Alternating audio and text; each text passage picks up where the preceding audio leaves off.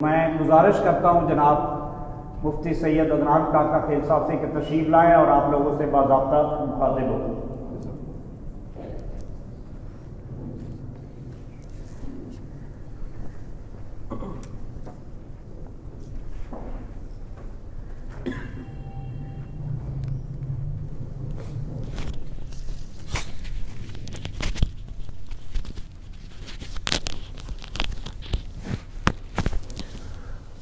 الحمد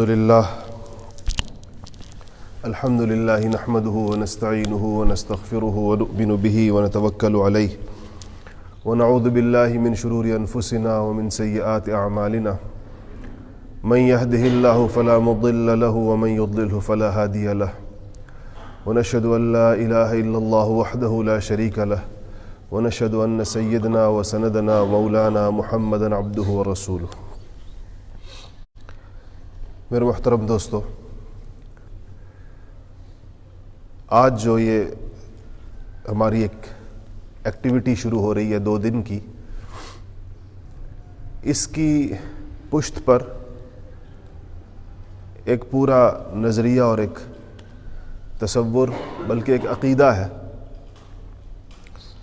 اور وہ یہ ہے کہ اسلام ایک مکمل نظام حیات ہے اور زندگی کا کوئی گوشہ اسلامی تعلیمات سے مستغنی اور بے پرواہ ہو کر نہیں چلایا جا سکتا اور نہ وہ چل سکتا۔ مجھے بڑی خوشی ہے اس بات پر کہ نوآبادیاتی دور میں جو اسلام کا تصور محدود کر کے عبادات تک خاص کر دیا گیا تھا، اور مسلمانوں کی ایک بہت بڑی تعداد کو یہ بتا دیا گیا تھا یا یہ باور کرا دیا گیا تھا یا یہ سمجھا دیا گیا تھا کہ اسلام بس اپنے پیروکاروں سے صرف عبادات کا مطالبہ کرتا ہے اور عبادت ہی کو پورا دین سمجھا جانے لگا تھا۔ الحمدللہ یہ شعور مسلمانوں میں ہر جگہ پیدا ہو رہا ہے۔ ایسے دوست اور ایسے متحرک اور فعال ساتھی مختلف جگہوں پر اس حوالے سے سرگرم عمل ہے، جیسا کہ یہاں اس تقریب کا جو باعث بنے ہیں اور جن کی دعوت پر ہم یہاں حاضر ہوئے ہیں، صرف دعوت ہی نہیں بلکہ ان کے پرزور اصرار پر بھی اور بڑی بھرپور کاوش انہوں نے اس کے لیے کی۔ میں خاص طور پر اپنے بہت ہی محترم دوست اور بھائی عمار ترین صاحب اور یہ مسجد شان اسلام کی جو منتظمہ کمیٹی ہے، جناب ظفر بلوچ صاحب، دیگر حضرات، ان کا میں بڑا شکر گزار بھی ہوں کہ الحمدللہ یہ اس نظریے اور اس مقصد کو لے کر چل رہے ہیں، اور اسی چیز نے ایک خلاف روایت ہمیں، یعنی عام طور پر چونکہ ان عنوانات کے تحت مساجد میں اتنی طویل نشستوں کا رواج نہیں ہے،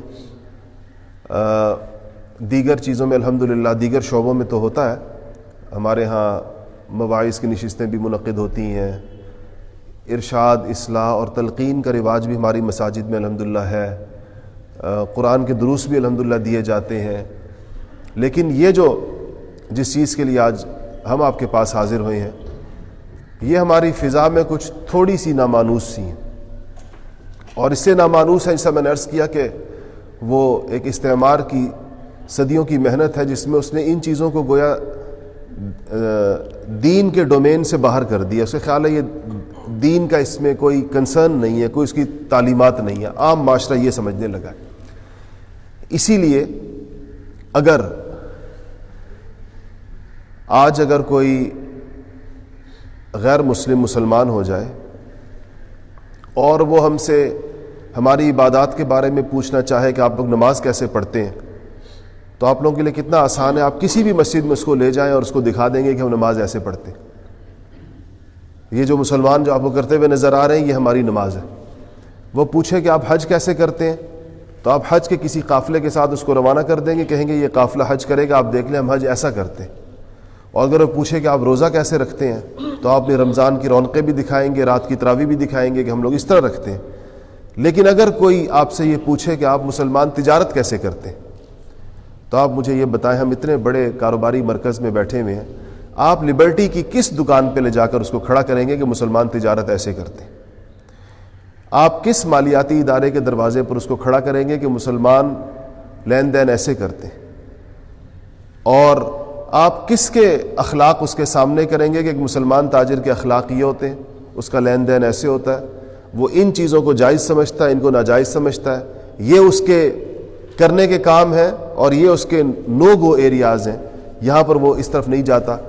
اگر آپ سے یہ ہم سب اس بات کو سوچیں کہ اگر ہم سے یہ پوچھ لیا جائے، اور پوچھا جا سکتا ہے، کوئی غیر مسلم آ کر آپ سے پوچھ سکتا ہے، تو ہم سب ایک اجتماعی مجرم ہیں اس بات کے کہ ہم نے دین کے بہت سارے شعبوں کو عملاً معطل کیا ہوا ہے، وہ فنکشنل نہیں ہے، وہ ہماری کتابوں میں ہے، ہمارے واعظ نصیحت میں، شاید ہمارے درسوں میں۔ تو اس ورکشاپ کا ایک مقصد یہ تھا، اس لیے اس کو بہت سلیکٹیو رکھا گیا۔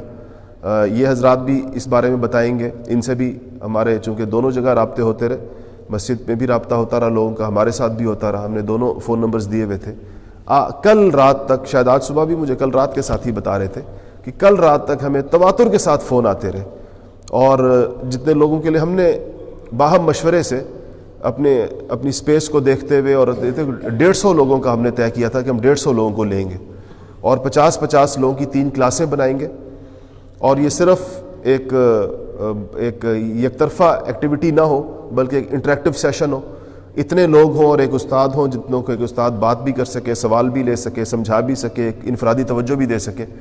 تو ہمارے یہ طے ہوا تھا کہ ہم صرف 150 لوگ لیں گے۔ میرا اندازہ یہ ہے، میرے ساتھی زیادہ بہتر جانتے ہوں گے، مجھے پورے اعداد و شمار یاد نہیں ہوتے، کہ شاید جب ہم نے اس کا اعلان کیا تو 150 افراد تو پہلے 3 دن ہی میں ہی وہ تعداد اس سے آگے کراس کر گئی تھی، اور اس کے بعد ایک مرحلے پر جا کر ہم نے اس کو روک دیا اور ساتھیوں سے معذرت کی، اور لوگوں نے بڑی اس کا اہتمام کیا، مختلف لوگوں سے رابطوں کے ذریعے سے سفارشیں کرائیں کہ ہمیں بھی اسے موقع دیا جائے، اور ہم اس ضرورت کو سمجھ رہے تھے کہ موقع ہر ایک کو ملنا چاہیے، لیکن اس خیال سے اس تعداد کو محدود رکھا گیا ہے کہ آپ جو حضرات تشریف لائیں آپ پورے طور پر بات کو سمجھ سکیں، ورنہ ماشاءاللہ بڑی وسیع مسجد ہے اور یہ بڑا وسیع صحن اس کے ساتھ ہے، اگر اس کو بالکل کھول دیا جائے کہ سب لوگ ادھر ہی ہم کرتے اس کو ایک ہی نشست رکھتے تو 1,500-2 ہزار لوگ بھی اس میں آ سکتے، لیکن یہ جو اس کی تعداد کو محدود رکھا گیا 150 تک، اس کی وجہ یہ ہے کہ آپ میں سے ہر فرد پر ایک ایسی 2 دن الحمدللہ یہ پوری البرہان کی ٹیم یہاں مقیم رہے گی اور آپ کے ساتھ رہے گی، وہ اسی خیال سے ہے کہ آپ لوگوں کے ساتھ اس مسئلے پر ایک پورا برین سٹارمنگ سیشن ہو، پورے طور پر آپ کے سوالات کے جوابات دیے جائیں، جو چیزیں آپ سمجھنا چاہتے ہیں آپ کو پورے طور پر سمجھائی جائیں، اور ایک خاکہ اس کا آپ کے سامنے رکھا جائے۔ تو اس میں انشاءاللہ اس کی تھوڑی سی تفصیل آپ کے سامنے بتاؤں گا کہ اس میری آپ کے ساتھ اس گفتگو کے بعد آپ حضرات انشاءاللہ ان ہالز میں چلے جائیں گے جہاں پر آپ 50-50 کی شکل میں انشاءاللہ بیٹھ جائیں گے، اور اساتذہ کا بھی میں انشاءاللہ آپ کو بتاؤں گا جن اساتذہ کا انتخاب کیا گیا ہے آپ حضرات کو اس کے مختلف پہلوؤں کے اوپر روشنی ڈالنے کے لیے۔ لیکن اس سے پہلے میں چند چیزیں آپ سے عرض کر دوں۔ ہم سب کے لیے جو سب سے زیادہ ضروری چیز ہے اور جو شاید اس دور کا سب سے بڑا چیلنج ہے وہ یہ ہے کہ جس چیز کو ہم اسلام کہتے ہیں یا دین کہتے ہیں اور اس کا پیروکار ہونے کے دعوے دار ہیں اور اس پر اللہ تعالیٰ کا بڑا شکر ادا کرتے ہیں اور اپنے پاس موجود اللہ تعالیٰ کی نعمتوں میں سے اس کو سب سے بڑی نعمت سمجھتے ہیں اور کسی قیمت پر اس سے دستبردار ہونے کو تیار نہیں ہے، دنیا میں کوئی بھی آپ کو قیمت دے دی جائے، ادنا سے ادنا درجے کا مسلمان بھی، بڑا کمزور قسم کا مسلمان بھی، اگر آپ اسے آج کہیں کہ میں تمہیں 1 کروڑ روپے دیتا ہوں یا 10 کروڑ روپے دیتا ہوں، تم صرف اسلام سے باہر نکل جاؤ، کفر کو اختیار کر لو، اسلام چھوڑ دو، تو میرے خیال ہے کوئی اس پہ تیار نہیں ہوگا۔ جس کے دل میں ایمان کی رتی بھی ہوگی، ذرہ برابر ایمان بھی ہوگا، وہ اس سے دستبردار نہیں ہوگا۔ اس سے اندازہ ہو سکتا ہے کہ ہم اس چیز کی قدر و قیمت ہمارے دل میں کیا ہے، یعنی ایک انمول نعمت ہے جس کا کوئی مول نہیں ہے ہمارے نزدیک۔ تو یہ تو بالکل درست بات ہے کہ ہمارے دل میں اس کی قدر و قیمت ہے اور ہم اس پر بہت اللہ تعالیٰ کا شکر ادا کرتے ہیں اور اپنی دعاؤں کے اندر یہ کہتے ہیں کہ اللہ مرنے تک ہمیں اس سے وابستہ رکھ، اور یا اللہ ایمان پر موت دے اور کلمے پر موت دے، اور یہ ہماری روزمرہ کی دعائیں۔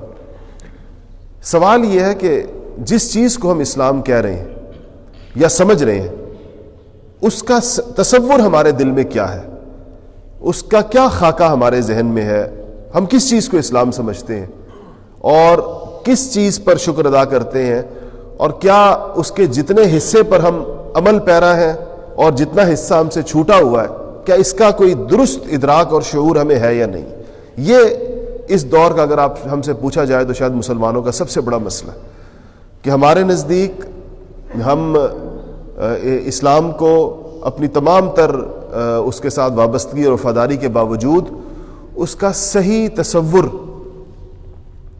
بیشتر مسلمان پوری دنیا میں وہ اس کا صحیح تصور سے تقریباً کہا جا سکتا ہے کہ اس سے عاری ہیں، اور یہ صرف ہمارا عجمی ممالک کا مسئلہ نہیں، اس دور کے عرب ممالک میں بھی یہ بہت بڑا مسئلہ ہے۔ اور آپ حیران ہوں گے کہ عرب دنیا سے آنے والے، جیسے ہم لوگ سمجھتے ہیں ہمارے ہاں سے حاجی یا عمرہ کرنے والے جاتے ہیں تو بیچارے شاید ہندوستان سے جاتے ہیں، پاکستان سے جاتے ہیں تو ان کو احکامات نہیں پتہ ہوتے۔ ایک دفعہ میں طواف کر رہا تھا تو ایک مصری میرے پاس آیا اور مجھ سے پوچھنے لگا طواف کے دوران مطاف میں کھڑے ہو کر کہ حجر اسود کدھر ہے؟ تو اسی سمت میں کھڑا تھا جس طرف حجر اسود ہوتا ہے۔ اس بیچارے کو، یعنی وہ عمرے کے لیے آیا ہوا تھا لیکن اس کو یہ نہیں پتا تھا، اسے کسی سے نہیں سنا تھا کہ حجر اسود خانہ کعبہ میں نصب ہے۔ وہ باقی بیت اللہ میں اس کو ڈھونڈ رہا تھا، اس کا خیال تھا کہیں پر کوئی پتھر ہوگا، کوئی چٹان ہوگی، کوئی چیز ہوگی، تو وہ اس کو تلاش کر رہا تھا۔ تو جس بیچارے کی معلومات کا اتنا، اس کو عمرے کے باقی احکامات کا کیا پتہ ہوگا اور کس چیز، تو یہ ایک عالمگیر مسئلہ ہے کہ پوری دنیا میں جو مسلمانوں کا تصور دین ہے وہ متاثر ہوا ہے، اور اس کی بڑی وجہ جو ہے، میں اس کی جو سب سے بنیادی وجہ سمجھتا ہوں وہ استعمار اور نوآبادیاتی نظام، یا وہ جو ایک کالونیل دور گزرا ہے ہمارے اوپر، اس میں اس پر باقاعدہ محنت ہوئی ہے اور بڑی منظم محنت ہوئی۔ مسلمانوں کے تمام نظاموں کو بدل دیا گیا، معیشت کے نظام کو، معاشرت کے نظام کو، اقتصاد کو، تعلیم کو، ہر چیز کو۔ پھر مسلمانوں کو کی تعلیم میں سے ان کے دین کو نکال دیا گیا، تصورات ان کے بدل دیے گئے، دین کے نام سے جو چیز ان کو پیش کی گئی وہ بڑی محدود قسم کی تھی۔ میں آپ کو اس کی ایک عملی مثال دیتا ہوں۔ میں نے 1991 میں میٹرک کیا، 1991 میں، پتہ نہیں میری عمر کا کوئی یہاں بیٹھا ہوا یا آپ سارے نوجوان ہیں۔ ہم جب میٹرک کر رہے تھے 91 میں، امتحان دیا 91 میں ہی میں کالج میں گیا، تو ہماری جو اسلامیات تھی 9th اور 10th کی ملا کر اس زمانے میں، وہ کل 42 صفحات کی تھی، 42 پیجز تھے اس میں۔ ان 42 صفحات میں میرے خیال ہے عمار ترین صاحب میرے ہم عمر ہوں گے اور یہ ہمارا ایک جیسا دور ہوگا، لیکن یہ تو شاہی خاندان کے آدمی، رائل فیملی کے، تو انہوں نے تو کسی اچھی جگہ سے پڑھا ہوگا۔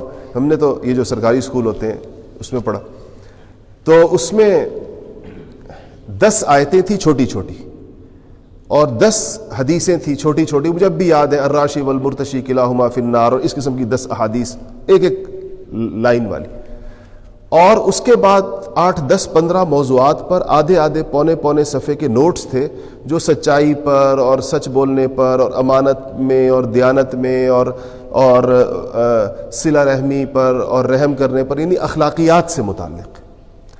تو ایک ایسا نوجوان جو 9th 10th کا بچہ ہوتا ہے، اس کی عمر کیا ہوتی ہے؟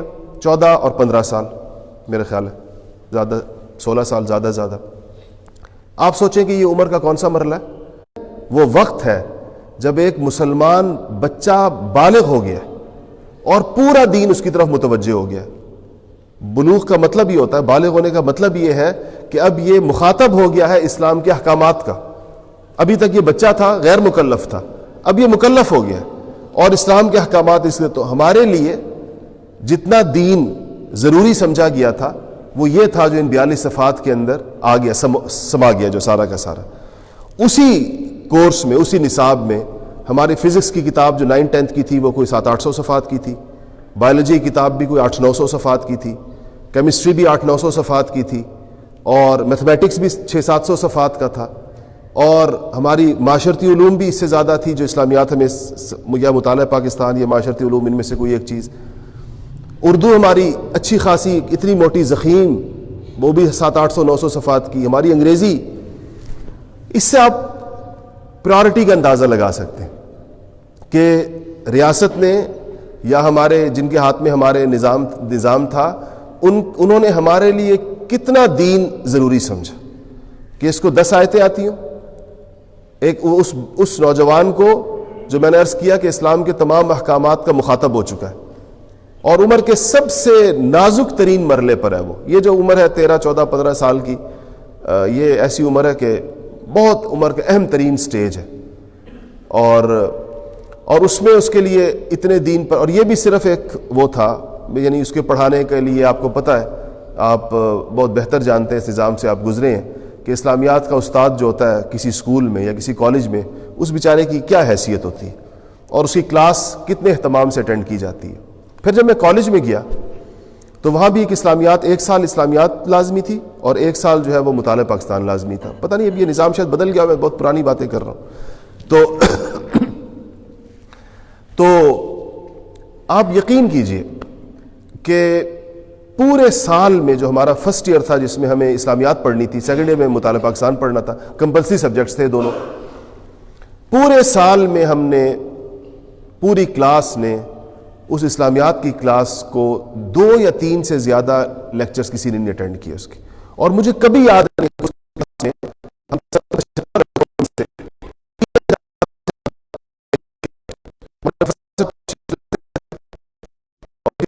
ہم دوسری کرسی پر اپنے دونوں پاؤں رکھ دیتے تھے اور 1-2 جو ساتھ ہوتے تھے ان کے ساتھ گپ شپ لگاتے تھے، کسی کو بھیج دیتے تھے کینٹین، وہ چائے لے کر آتا تھا کسی اور کام کے لیے. تو وہ جب 45-40 منٹ کا پیریڈ ہوتا تھا وہ یہ اسلامیات کا ہمارا پیریڈ ہوتا تھا. آپ کی صورتحال بھی اس سے کوئی بہت زیادہ مختلف نہیں ہوگی جو میں نے اپنی بیان کیا. جلتی آپ نے دینی تعلیم کا جو حاصل کی ہوگی. اس دینی تعلیم کے بیک گراؤنڈ کے ساتھ ہم بحیثیت مسلمان مختلف شعبہ ہائے زندگی میں جا رہے ہیں. ہم تاجر بھی بن رہے ہیں، ہم عدالتوں میں بھی جا رہے ہیں، ہم وکیل بھی بن رہے ہیں، ہم جج بھی بن رہے ہیں، ہم جو ہے وہ ایک چارٹر اکاؤنٹنٹ بھی بن رہے ہیں، ہم ایک بینکر بھی بن رہے ہیں، ہم انجینئر اور ڈاکٹر بھی بن رہے ہیں، شاعر اور ادیب بھی بن رہے ہیں. تمام شعبہ ہائے زندگی کی طرف ہم اس علمی بیک گراؤنڈ کے ساتھ جا رہے ہیں. اسے میں اس چیز کو شامل نہیں کر رہا جو چیز کسی کو اس کے گھر سے ملتی ہے.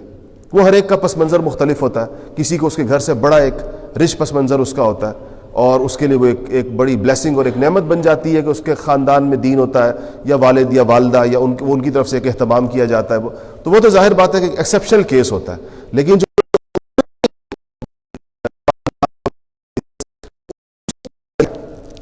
یہ جو آج آپ کو اسلام محدود نظر آتا ہے کچھ مخصوص شعبوں تک، اس کی وجہ یہ علمی کم مائیگی ہے، یہ ایک علمی یتیمی ہے ہماری کہ ہمیں دین سنجیدگی کے ساتھ، اہتمام کے ساتھ، ترجیح کے ساتھ، عظمت اور تقدس کے ساتھ پڑھایا ہی نہیں گیا.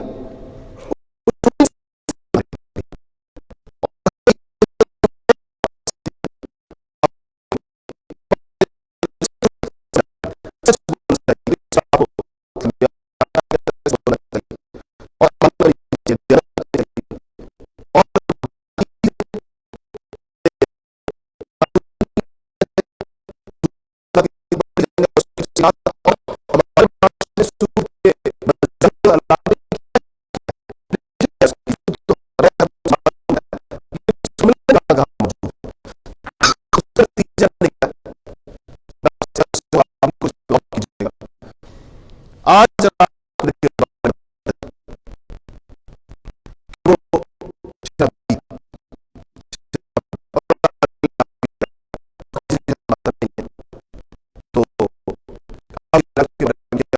آپ کا معاشرہ ایسا ہے کہ آپ اس کو اچھا نہیں سمجھیں گے.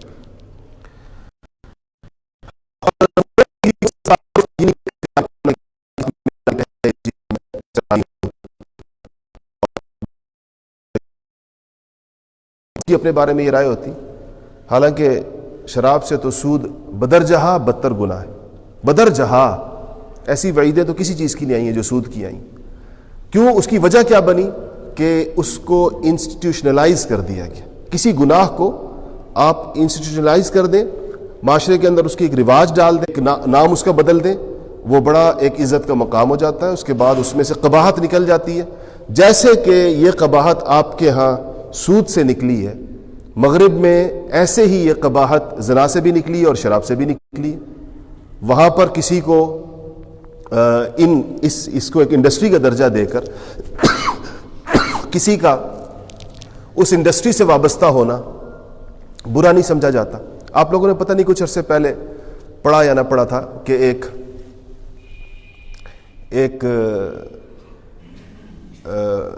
منسٹر کا بیان آیا، جو یو کے ایک منسٹر کا، کہ ہمارے معاشرے میں ابھی تک جو سیکس ورکرز ہیں، جو طوائفیں ہیں، ان کو اتنا احترام نہیں دیا جا رہا جو دیا جانا چاہیے، حالانکہ وہ بھی ٹیکس پیئرز ہیں، وہ بھی ایک انڈسٹری ہے اور وہ انڈسٹری ٹیکس دیتی ہے. اور جس طرح باقی ٹیکس پیئرز ایک معزز لوگ ہوتے ہیں جو پیسہ دینے کے بعد ایک ملکی معیشت میں کردار ادا کر رہے ہوتے ہیں، تو یہ بھی کر رہے ہیں. تو ہمیں اپنے معاشرے میں یہ شعور پیدا کرنے کی ضرورت ہے کہ ان کے احترام میں کوئی کمی نہ کی جائے، کسی اعتبار سے ان کو کم نہ سمجھا جائے، اور ملکی معیشت میں جو ان کا حصہ ہے اور جو یہ پیسے دے رہے ہیں ٹیکس کی شکل کے اندر، اس کو ایڈمائر کیا جانا چاہیے. تو آپ کا کیا خیال ہے کہ یہ ماحول آپ کے ہاں آنے میں کوئی زیادہ وقت نہیں لگائے گا؟ اگر سود آپ کے ہاں اتنا معزز ہو سکتا ہے آ کر، اور وہ اپنے تعارف کا اور اپنا کالر اونچا کرنے کا باعث بن سکتا ہے کہ اس کے اندر کسی بڑے عہدے پر ہونا بڑے فخر کا باعث ہو سکتا ہے، تو یہ باقی چیزیں بھی اسی طریقے کے ساتھ عزت کے عنوان کے ساتھ اور بڑے تقدس کے عنوان کے ساتھ آ سکتی ہیں. یہ وہ بنیادی محنت ہے جس کا دنیا میں غلبہ ہوتا ہے، وہ اپنے افکار اور نظریات پھیلاتا ہے. یہ اس کا حق سمجھا جاتا ہے کہ جس کو دنیا میں عسکری غلبہ ہے، جس کا معاشی غلبہ ہے، جس کا سیاسی غلبہ ہے، جس کا معاشرتی غلبہ ہے، اور جس کا ہاتھ اوپر سمجھا جا رہا ہے، مادی غلبہ ہے اس کا، تو یہ دنیا میں ایک اصول سمجھا جاتا ہے کہ اس کو پھر اپنے افکار اور نظریات، اپنا لائف سٹائل، اپنی ترجیحات، اس کو پھیلانے کا اختیار بھی ہوتا ہے، اور اس کے ذرائع اور اسباب بھی اس کے پاس ہوتے ہیں. تو ہم ایسے ایک معاشرے میں رہ رہے ہیں. اس پر ہمیں بڑا شکر ادا کرنا چاہیے کہ ان ساری کوششوں کے باوجود اور اپنی اس پوزیشن کے باوجود اللہ کا فضل اور اللہ کا کرم ہے کہ ہم لوگ مسلمان ہیں ابھی تک. ورنہ کتنے دنیا میں معاشرے ایسے ہیں کہ جن سے ان کا دین لیا جا چکا ہے. وہ بہت سے لوگ آپ کو ایسے ملیں گے. آپ میں سے اگر کسی کا امریکہ کے ان ملکوں میں جانے کا اتفاق ہوا، وہ آپ کو براعظم امریکہ کے، جن کو ارجنٹائن اور چلی اور پیراگوائے اور یہ مختلف قسم کے، برازیل وغیرہ، تو وہاں آپ جائیں تو آپ کو وہاں ایک بڑی تعداد ایسے لوگوں کی ملے گی جن کے ناموں سے آپ کو عربی ناموں کی بو آئے گی، اور آپ کو ایسے لگے گا نام کے اندر ایک مانوسیت سی محسوس ہوگی کہ ایک عربی نام، بگڑا ہوا عربی نام محسوس ہوتا ہے. اگر آپ ان سے پوچھیں گے تو وہ آپ کو بتائیں گے کہ ہمارے آباء و اجداد 40 کی دہائی میں اور 30 کی دہائی میں اور 20 کی دہائی میں فلسطین سے اور لبنان سے اور جارڈن سے اور ان ملکوں سے ہجرت کر کے یہاں پر آئے تھے، اور وہ ظاہر بات ہے مسلمان تھے. پھر آپ ان سے پوچھیں کہ تم لوگ کیا ہو، تو ان سے آپ کو 2 قسم کے جوابات ملیں گے. ایک بہت بڑی تعداد تو یہ کہے گی کہ ہمیں نہیں پتہ کہ ہم کیا ہیں، اور ایک تعداد ایسی ہے جو کسی اور دین کا نام لے گی، کوئی کرسچن ہو چکا ہوگا، کوئی کیا ہوگا، اور وہ بس اتنا ان کو پتہ ہوتا ہے کہ ہمارے دادا مسلمان تھے. اس سے پتہ چلتا ہے کہ لوگوں سے، قوموں سے، معاشروں سے دین نکلتا ہے. اس کی ایک عملی مثالیں موجود ہیں. جب یہ سینٹرل ایشیا کی ریاستیں آزاد ہوئیں، سوویت یونین ٹوٹا اور یہ تاجکستان، ازبکستان اور یہ سارے ملک آزاد ہوئے، تو بالکل شروع میں 90 کی دہائی میں یہاں سے بہت لوگ گئے، علماء بھی گئے. تو جب وہاں جا کر، چونکہ وہ 70-75 سال کے ایک ایسے جبر کے بعد آزاد، 70-75 سال ایک بہت بڑا عرصہ ہے. ظاہر بات ہے کہ اس کا مطلب یہ ہے کہ اس میں ایک نسل تو گزر گئی، دوسری اور تیسری نسل آ چکی تھی. انہوں نے وہ دور دیکھا کہ مسجدیں بند تھیں. آپ کو پتہ ہوگا کہ ان 70 سالوں میں مسجدوں پر تالے رہے، قرآن کی اشاعت پر پابندی رہی، قرآن چھپ نہیں سکتا تھا، دینی کتاب نہیں چھپ سکتی تھی، کوئی دینی تعلیم نہیں دی جا سکتی تھی، قرآن ناظرہ نہیں پڑھا جا سکتا تھا. یہ ساری چیزوں پر پابندی رہی پورے سینٹرل ایشیا کے 18-20 ریاستوں کے اندر. تو جب وہاں لوگ گئے، علماء گئے، تو وہ کہتے ہیں کہ ہمیں حیرت اس بات پر ہوئی کہ ہمیں جو لوگ ملتے تھے، ظاہر علماء کو جو لوگ آ کر ملتے ہیں تو وہ کچھ تھوڑے بہت دین ان کے اندر اس کا کوئی جذبہ موجود ہوتا ہے. تو کہتے تھے کہ ہم ان سے پوچھتے تھے کہ تم کیا ہو، تو کہتے ہیں کہ ہم مسلمان ہیں. اور اگر یہ ان کو عنوان پتہ تھا کہ ہم مسلمان ہیں، لیکن جتنے بھی لوگ تھے کہتے ہیں وہ پورا کلمہ نہیں سنا سکتے تھے، کلمہ ان کو نہیں آتا تھا. بھئی انہوں نے اپنے باپ دادا سے سنا تھا کہ ہم مسلمان ہیں، تو وہ جب آزاد ہوئے تو ان کے اندر ان بعض جگہوں کے اوپر ان کے بعض ریاستوں کے بعض خاص جگہیں تھی ایسی جن میں یہ صورتحال بہت زیادہ، دیہاتوں میں صورتحال نسبتاً کچھ تھوڑی سی بہتر تھی. تو یہ ایک عمومی عالم اسلام کا ایک منظرنامہ ہے، اور ہم اس میں اللہ کے فضل سے اور اللہ تعالیٰ کا بڑا ہمارے اوپر کرم ہوا ہے، اور اس کا ہمیں پورے دیانتداری کے ساتھ اس کے اسباب اور وجوہات پہ غور کرنا چاہیے کہ پھر بھی ہم لوگ بر صغیر پاک و ہند باوجود 100-150 سال کی غلامی کے باقی عالم اسلام سے بہت بہتر حالت کے اندر. اس کا کریڈٹ کس کو جاتا ہے؟ دیکھیں، آپ کبھی یوٹیوب پر جا کر سن 60 کی دہائی کے آخر میں ویڈیوز بننا شروع ہو گئی تھی، تقریباً بندی تو سے پہلے بھی ہوں گی شاید، لگی یا الجزائر یا مراکش، ان اسلامی ملکوں کی معاشرت اگر آپ دیکھیں گے، کوئی فٹ بال کا میچ ہو رہا ہے تو آپ وہاں جو کراؤڈ بیٹھا ہوا ہے اس کو اگر آپ دیکھیں گے، یا کوئی اور پروگرام ہو رہا ہے اور آپ اس ہال میں بیٹھے ہوئے لوگوں کو دیکھیں گے، تو آپ اس نتیجے پر پہنچیں گے کہ اس وقت بھی ان ملکوں کی جن کے میں نے نام لیے، ان کی معاشرتی حالت آج 2018 کے پاکستان سے بھی بدتر ہے.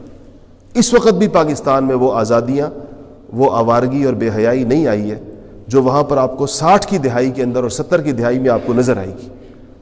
اور حالانکہ ان کے اوپر تو جو وقت گزرا ہے استعمار کا، جو سامراج نے ان کے اوپر قبضہ کیا، وہ ہمارے مقابلے میں بہت کم ہے. مصر پر تو کوئی 3-3.5-4 سال کا قبضہ رہا ہے باقاعدہ. ہمارے اوپر تو 150 سال تک انگریز بیٹھا رہا. 150 سال ایک بہت بڑا عرصہ ہے، لیکن ہم الحمدللہ اپنی اقدار کی اور اپنے دینی تہذیب کی اور اپنے تمدن کی اور دینی علامتوں کی پوری دنیا میں اس کی اور کوئی مثال، اگر کوئی اور معاشرہ آپ کے سامنے ہے تو آپ مجھے اس کی مثال پیش کریں. کوئی اور معاشرہ پوری دنیا کا. ترکی میں باقاعدہ کسی کا قبضہ نہیں رہا، صرف مصطفیٰ کمال کے، جس کو اتاترک کہتے ہیں، اس کا وہ جو مسلط کردہ جبر کا نظام تھا 60-70 سال کا اپنے ہی لوگوں کا، اس کے نتیجے میں آپ میں سے جن لوگوں نے ترکی دیکھا ہے وہ اس کو بتا سکتے ہیں کہ آج بھی 20-22 سال کی اسلام پسندوں کی حکومت کے باوجود بھی ترکی معاشرہ ہمارے معاشرے سے دہائیوں پیچھے ہے.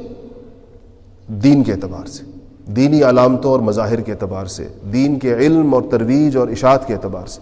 اس کو اتنی مدت لگے گی ہم اس سطح پر آنے پر اس پر آج ہی پاکستانی معاشرہ یا ہندوستان کے مسلمان یا بنگلہ دیش کے مسلمان جہاں پر کھڑے ہوئے.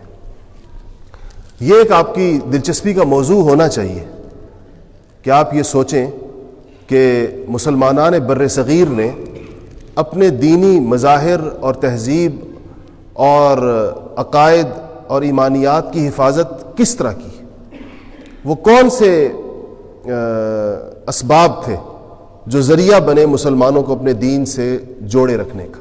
اگر آپ اس پہ غور کریں گے اور نظر انصاف سے غور کریں گے تو آپ اس نتیجے پر پہنچیں گے کہ یہ صرف اس طبقے کی محنت کا نتیجہ تھا جو طبقہ ہماری سب سے زیادہ ملامت کا نشانہ بنا، اور کسی طبقے کا اس میں کوئی کردار نہیں ہے.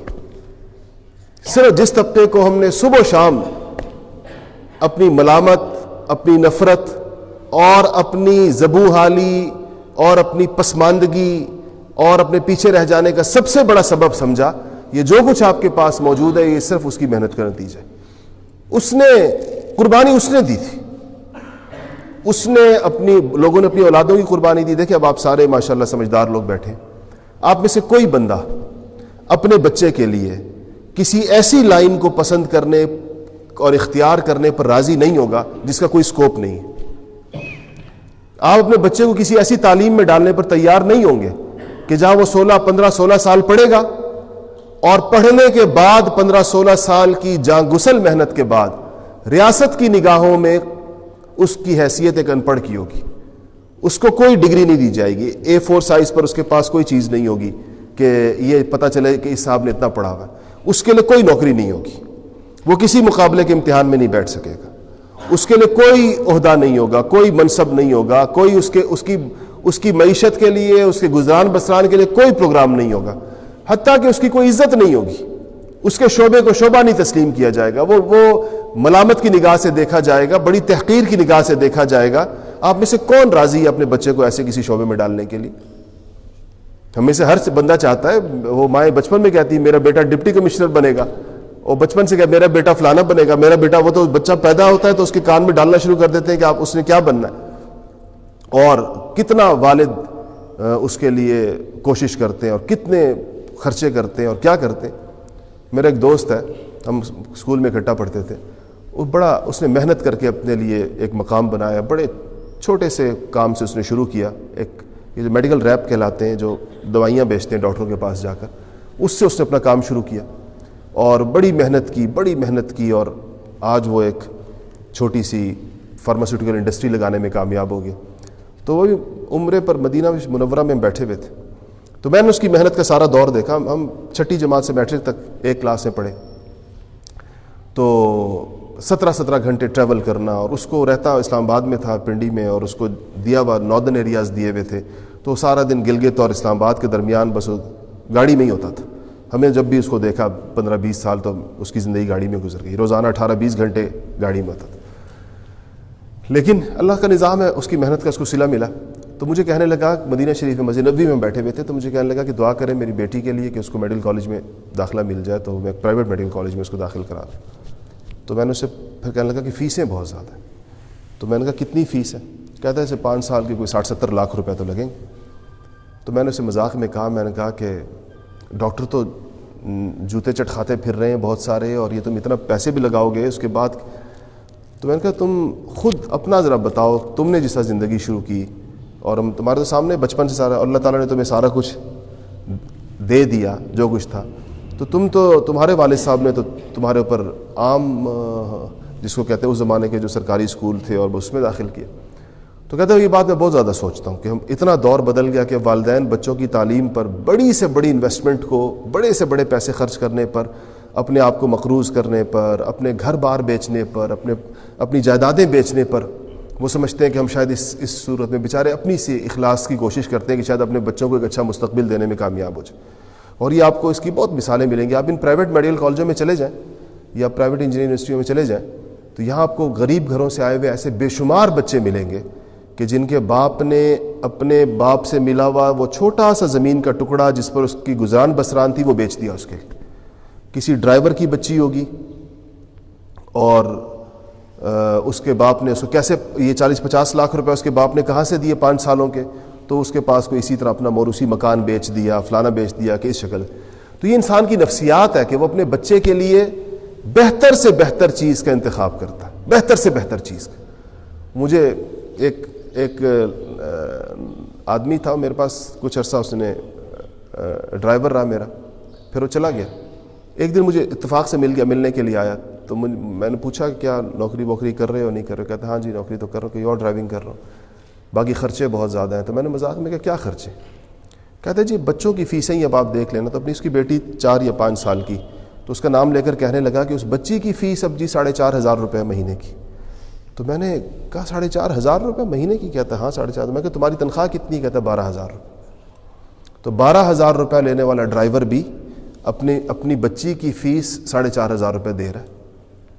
بہت زیادہ مجھے تعجب ہوا. میں نے اس کا تناسب تو دیکھیں نا, پوری 33% تنخواہ جو ہے وہ ایک فیس میں, اور صرف فیس تو نہیں ہوتی, اور بھی بہت سارے خرچے ہوتے. یہ انسان کی نفسیات ہے. اسی نفسیات کے لوگ تھے جنہوں نے اس بر صغیر میں, یعنی تبھی ان کے بھی تقاضا دل کا یہی ہوگا, لیکن اپنی اولادوں کو دین پر قربان کیا. انہوں نے اپنے بچوں کو دین کی تعلیم کے لیے وقف کیا ان لوگوں نے, اور یہ سوچ سمجھ کر وقف کیا کہ ان کے پاس دنیا نہیں ہوگی تو نہ صحیح قرآن و سنت تو محفوظ ہو جائیں گے, قرآن و سنت کے علوم تو ان کے سینوں میں آ جائیں گے, یہ اگلوں کو پہنچا پائیں گے, یہ اگلوں کو پڑھا پائیں گے, اگلے ان سے. یہ اس کا نتیجہ ہے کہ آج آپ کے پاس یہ نظام کسی نہ کسی درجے کے اندر چل رہا ہے, اور آپ کے پاس ایسے علماء موجود ہیں, مشائخ موجود ہیں, اللہ والے موجود ہیں, مدارس موجود ہیں, اور خانقاہیں چل رہی ہیں, مسجدوں میں آپ کو متبع سنت امام ملتے ہیں. اور آپ کو اس بات کا علم ہونا چاہیے کہ سب سے کم ویجز پر ملتے ہیں, سب سے کم. جو دنیا میں اس وقت پاکستان میں کم سے کم تنخواہ آپ کی جو ڈرائیور کی ہے یا آپ کے باورچی کی ہے یا آپ کے گارڈ کی ہے، اس سے کم تنخواہوں پر آپ کو ملتے. پتہ نہیں آپ لوگوں کو اس بات کا پتہ ہے یا نہیں پتہ کہ کیا مساجد میں ائمہ کی تنخواہیں کیا ہوتی ہیں اور مدارس میں مدرسین کی تنخواہیں کیا ہوتی ہیں. اور ابھی کل پرسوں میں نے کسی سے پوچھا، ایک عالم مفتی بہت اچھے اٹک میں ایک جگہ کام کرتے ہیں، میں نے ویسے ہی ان سے پوچھا، میں نے کہا آپ کی تنخواہ کتنی ہے؟ مدرسہ آپ کو کیا تنخواہ دیتا ہے مہینے کی؟ ان کا 3,500 روپے مہینے کی. تو اور بڑے خوش تھے، یہ نہیں کہ ان کو کوئی اس پر گلا. اور آپ خود سوچیں کہ اگر وہ اس کام کو چھوڑ دیں اور وہ گارڈ بن جائے، وہ باورچی اگر فرض کریں کچھ اور نہ بن سکیں، تو اگر تنخواہ کا مسئلہ ہے تو وہ تو سوئچ کر سکتے ہیں دوسرے شعبوں کی طرف، بہت آسانی سے جا سکتے ہیں. اسی وقت بیٹھے بیٹھے ان کی تنخواہ 4 گنا زیادہ ہو جائے گی. تو کیوں نہیں جاتے آخر وہ لوگ؟ اس کی وجہ یہ ہے کہ وہ ایک مشنری جذبے کے ساتھ اس کام کو کام سمجھ کے کر رہے ہوتے ہیں. ان کا خیال یہ ہوتا ہے کہ پیسے نہ صحیح، کام تو بڑا ضروری ہے اور بہت اہم ہے اور کرنے والا ہے. تو عرض میں یہ کر رہا تھا کہ اس ماحول میں ہمارا کچھ دین ہمارے پاس الحمدللہ محفوظ رہا، اور کم سے کم کتابوں میں اور ہمارے پاس پڑھنے پڑھانے کی ایکٹیویٹی کی حد تک تو کبھی بھی یہ مسئلہ نہیں ہوا. عملاً یہ چیزیں زندہ کیسے ہوں گی؟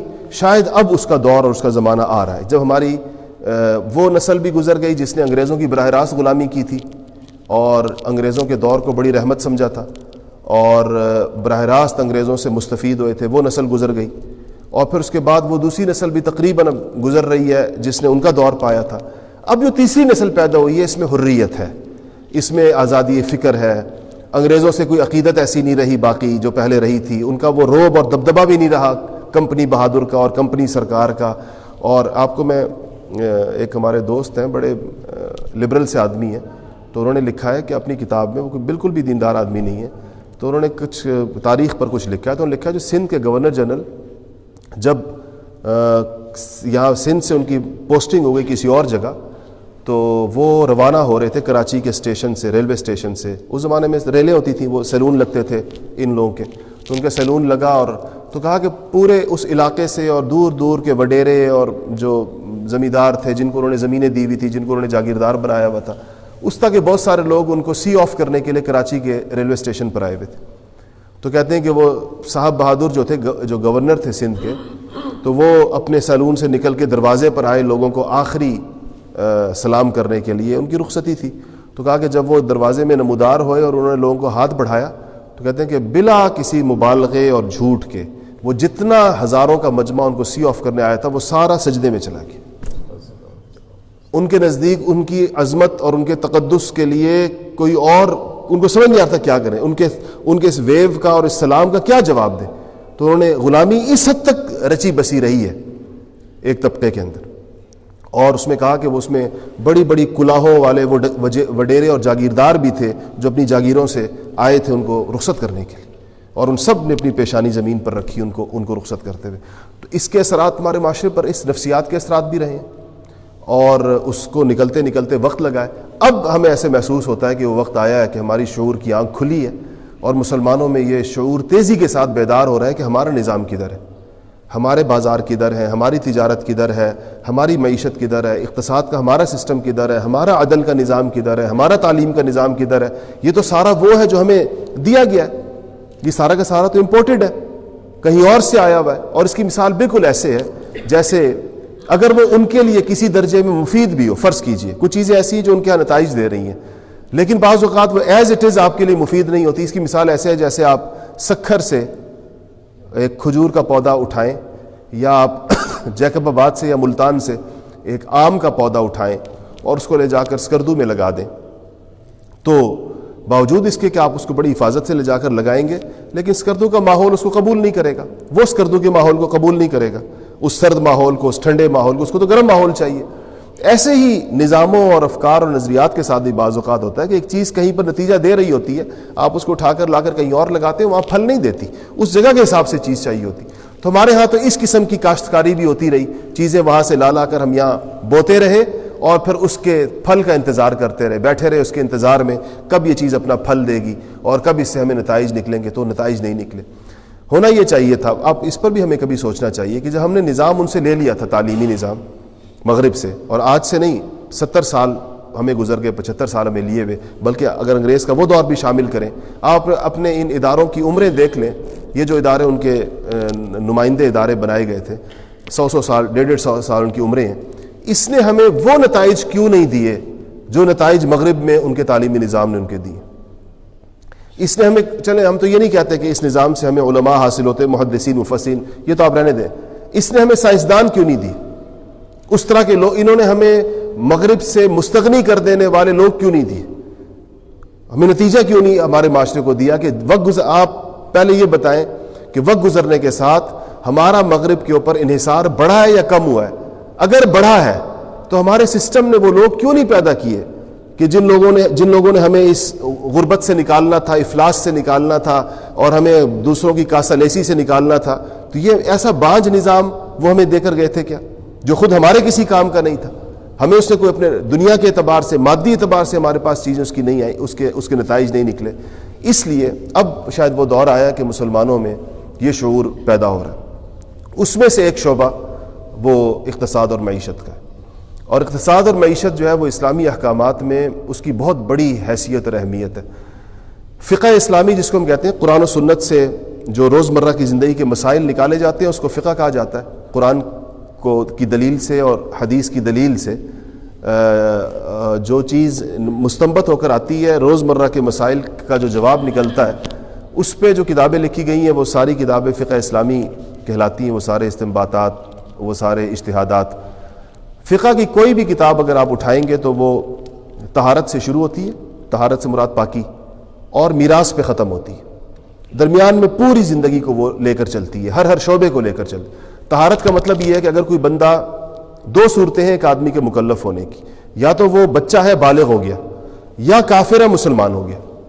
اب جب کافر مسلمان ہو گیا تو اس کی طرف احکامات متوجہ ہو جائیں گے۔ ظاہر بات ہے کافر سے تو نماز کا مطالبہ نہیں ہے، نہ کافر سے مطالبہ تو کلمے کا ہے، ایمان کا ہے، پہلے وہ ایمان لائے گا پھر باقی چیزیں اس کی طرف متوجہ ہوں گی۔ اور ایسے ہی کوئی اگر بچہ ہے تو بچہ چونکہ مکلف نہیں ہوتا، مطلب اسے پوچھ گچھ نہیں ہے شریعت میں، وہ دونوں، بچہ بالغ ہو یا کافر مسلمان ہو، دونوں کی طرف جو پہلا حکم متوجہ ہوتا ہے وہ طہارت کا ہوتا ہے، ان کو پاک ہونا چاہیے، اور پاکی شرعی طریقے سے حاصل کرنی چاہیے۔ جیسے کہ آپ سب کو پتہ ہے کہ ایک ہے نہا لینا اور ایک ہے غسل کرنا، تو صرف نہا لینا غسل کے لیے کافی نہیں ہوتا، اگر اس کے فرائض نہ پورے کیے جائیں غسل کے انسان پاک نہیں ہوتا۔ تو اسی طرح ایک ہے وضو کرنا، تو وضو کا اپنا ایک طریقہ ہے، اس کے اپنے اعضاء ہیں جو دھوئے جاتے ہیں، وہ اس کے بغیر نماز نہیں ہوتی۔ ایسے ہی دیگر طہارت کے مسائل ہیں، استنجا کے مسائل ہیں، باقی مسائل ہیں۔ یہاں سے فقہی کتابیں شروع ہوتی ہیں مسلمان کی بالکل پہلی ضرورت سے، اور میراث وہ جگہ ہے جہاں پر جا کر ایک انسان کا چیپٹر کلوز ہو جاتا ہے۔ وہ فوت ہو گیا، اب دو کام اس کے رہ گئے، ایک آپ نے اس کی تکفین کرنی ہے اسلامی طریقے سے، نماز جنازہ پڑھنی ہے، کفن پہنانا ہے اور قبر میں رکھنا ہے، اس کا ایک طریقہ ہے، اور ایک وہ جو کچھ جو اس کی ملکیت میں جو کچھ ہے اس کو آپ لوگوں نے تقسیم کرنا ہے شریعت کے اصولوں کے مطابق۔ اس کی اگر میراث ہے تو اس کے کچھ احکامات ہیں، اور اس کے وارث ہیں تو وارثوں کے حساب سے احکامات ہیں، وارث نہیں ہیں تو بھی احکامات ہیں۔ یہ آخری چیز ہے، اس کے بعد ایک بندے کا اس دنیا سے اس کا ورق پلٹ جاتا ہے، اس سے کوئی تعلق نہیں ہوتا۔ اس پوری فقہ کی اس تفصیل میں اگر آپ کوئی فقہ کی کتاب اٹھا لیں تو اس میں جو سب سے زیادہ پورشن احکامات کا آپ کو نظر آئے گا وہ یہ لین دین اور تجارت کے احکامات میں نظر آئے گا، اور سب سے مشکل حصہ سمجھا جاتا ہے۔ ہمارے ہاں مدارس دینیہ میں ایک بڑی مارکت الآراء کتاب پڑھائی جاتی ہے، فقہ اسلامی کی آخری کتاب ہے، کئی کتابیں پڑھائی جاتی ہیں، سب سے آخری کتاب جو پڑھائی جاتی ہے اس کا نام ہے ہدایہ۔ تو یہ جو ہدایہ نامی کتاب ہے اس کی 4 جلدیں، 4 والیومز ہیں، کافی بڑے بڑے، کافی موٹے موٹے، اور یہ چاروں پڑھائے جاتے ہیں 3 سالوں میں، مدرسے کے 5ویں سال میں اور 6ٹھے سال میں اور 7ویں سال میں یہ چاروں جلدیں اس کی باقاعدہ پڑھائی جاتی ہیں۔ اس کی جو سب سے مشکل کتاب اس میں جو سمجھی جاتی ہے وہ اس کی 3ری اور 4تھی جلد سمجھی جاتی ہے، اس کا نام ہی ہدایہ بیوع ہے۔ بیوع بے کی جمع ہے، بیچنے خریدنے کو کہتے ہیں۔ تو یہ عام طور پر مدرسوں میں وہ استاد پڑھاتا ہے جو مدرسے کا سب سے قابل مدرس سمجھا جاتا ہے۔ مدرسوں میں 2 استادوں کی بڑی اہمیت ہوتی ہے، ایک وہ استاد جو بخاری پڑھاتا ہے اس کو شیخ الحدیث کہتے ہیں، ورنہ آپ کو پتہ ہے کہ دورہ حدیث میں حدیث کی 9-10 کتابیں پڑھائی جاتی ہیں، ایک تو سیاہ ستہ ساری پڑھائی جاتی ہیں، یعنی بخاری، مسلم، ترمذی، ابن داؤد، ابو ماجہ، اور ابو داؤد، ابن ماجہ، نسائی وغیرہ، اور پھر طحاوی پڑھائی جاتی ہے، اور موطا امام مالک، موطا امام محمد، مسند امام اعظم، یہ ساری کتابیں پڑھائی جاتی ہیں۔ لیکن شیخ الحدیث مدارس میں اس استاد کو کہتے ہیں جو بخاری شریف پڑھاتا ہے، تو وہ سب سے سینئر ہوتا ہے عام طور پر، سب سے قابل آدمی سمجھا جاتا ہے۔ دوسرے نمبر پہ جو سب سے کلاسیکل استاد سمجھا جاتا ہے کسی مدرسے میں، کسی بھی بڑے مدرسے میں چلا جائے، تو کہتے ہیں وہ بندہ جو ہدایہ ثالث پڑھاتا ہے، جو خرید و فروخت کے احکامات پڑھاتا ہے، اس میں اتنی باریکی ہے اور اس میں اتنا ایک فن کا عمل دخل ہے کہ وہ ہر کسی کے بس کی بات نہیں، ہر کوئی اس کو پڑھا نہیں سکتا۔ یہ وہ علمی ایکٹیویٹی تھی جس کو ان گزشتہ 70-80 سالوں میں زندہ رکھا گیا، مگر یہ بازار سے اور آپ کی انڈسٹری سے، آپ کی ٹریڈ سے، آپ کی امپورٹ ایکسپورٹ سے، آپ کے پورے جو آپ کا فائنینشیل سیکٹر ہے، اس سے یہ کٹی ہوئی تھی، اس سے اس کا کوئی تعلق نہیں، حالانکہ وہ آپ کو پتہ ہے کہ وہ ایک عملی چیز ہے۔ وہ پڑھنے پڑھانے کا مقصد بھی یہ ہے کہ وہ پریکٹس ہوگا بازاروں میں، اس طریقے سے بیچا جائے گا، اس طریقے سے خریدا جائے گا، اس طریقے سے پارٹنرشپس کی جائیں گی، اس طریقے سے پروفٹ تقسیم ہوں گے، اس طریقے کے ساتھ کسی چیز کے جائز ناجائز ہونے کا پتہ چلے گا، اس طریقے کے ساتھ کرائے کے احکامات طے ہوں گے، اور باقی جتنے مسائل پیدا ہو رہے ہیں اس پر حل ہوں گے۔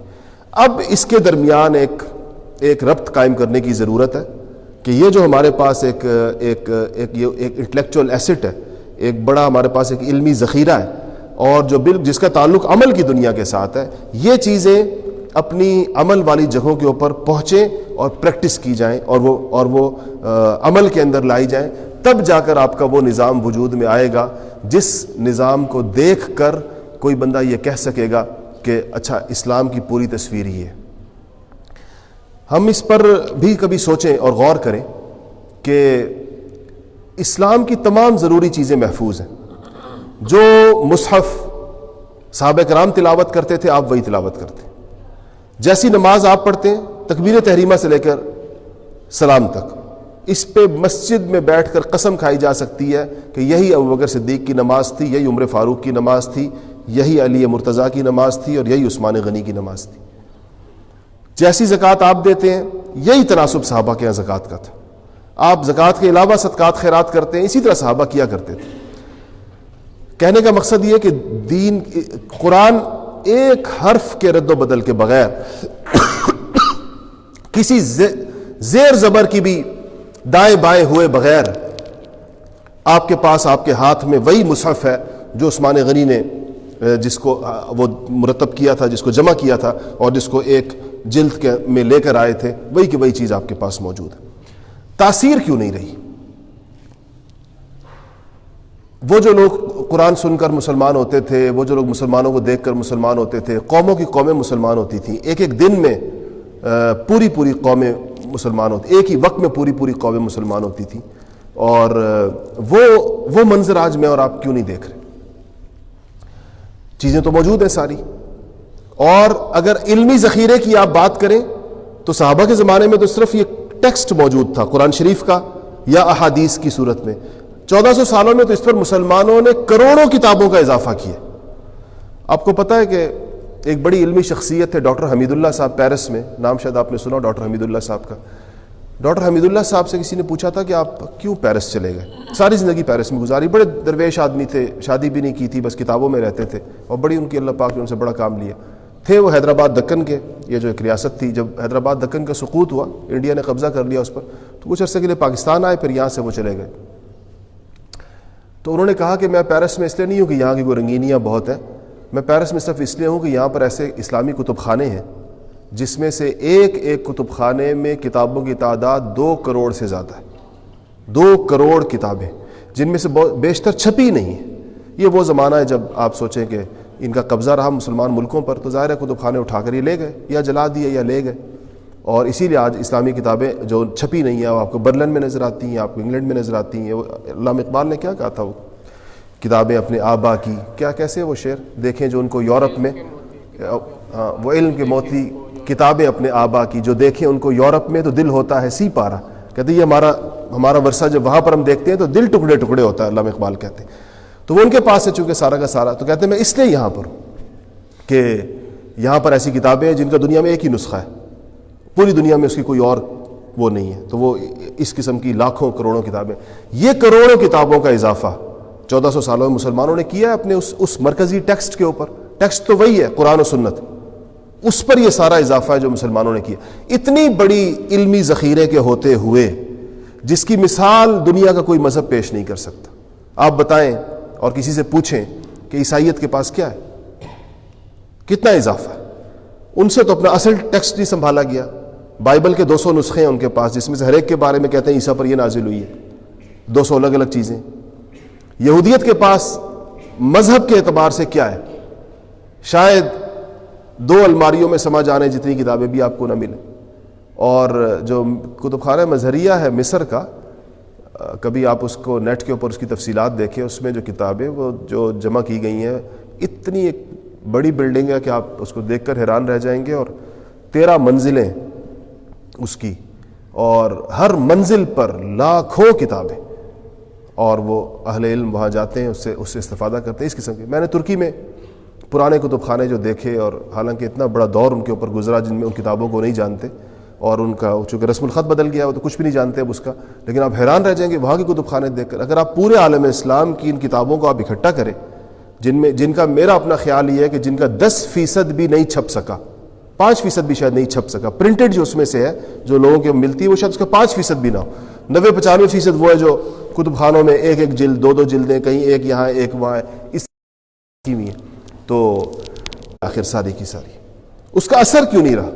اس کے اثر نہ ہونے کی جو وجہ میں ایک بنیادی وجہ وہ یہ ہے کہ اسلام اس وقت مؤثر ہوتا ہے جب اس کے تمام شعبے فعال ہوتے ہیں.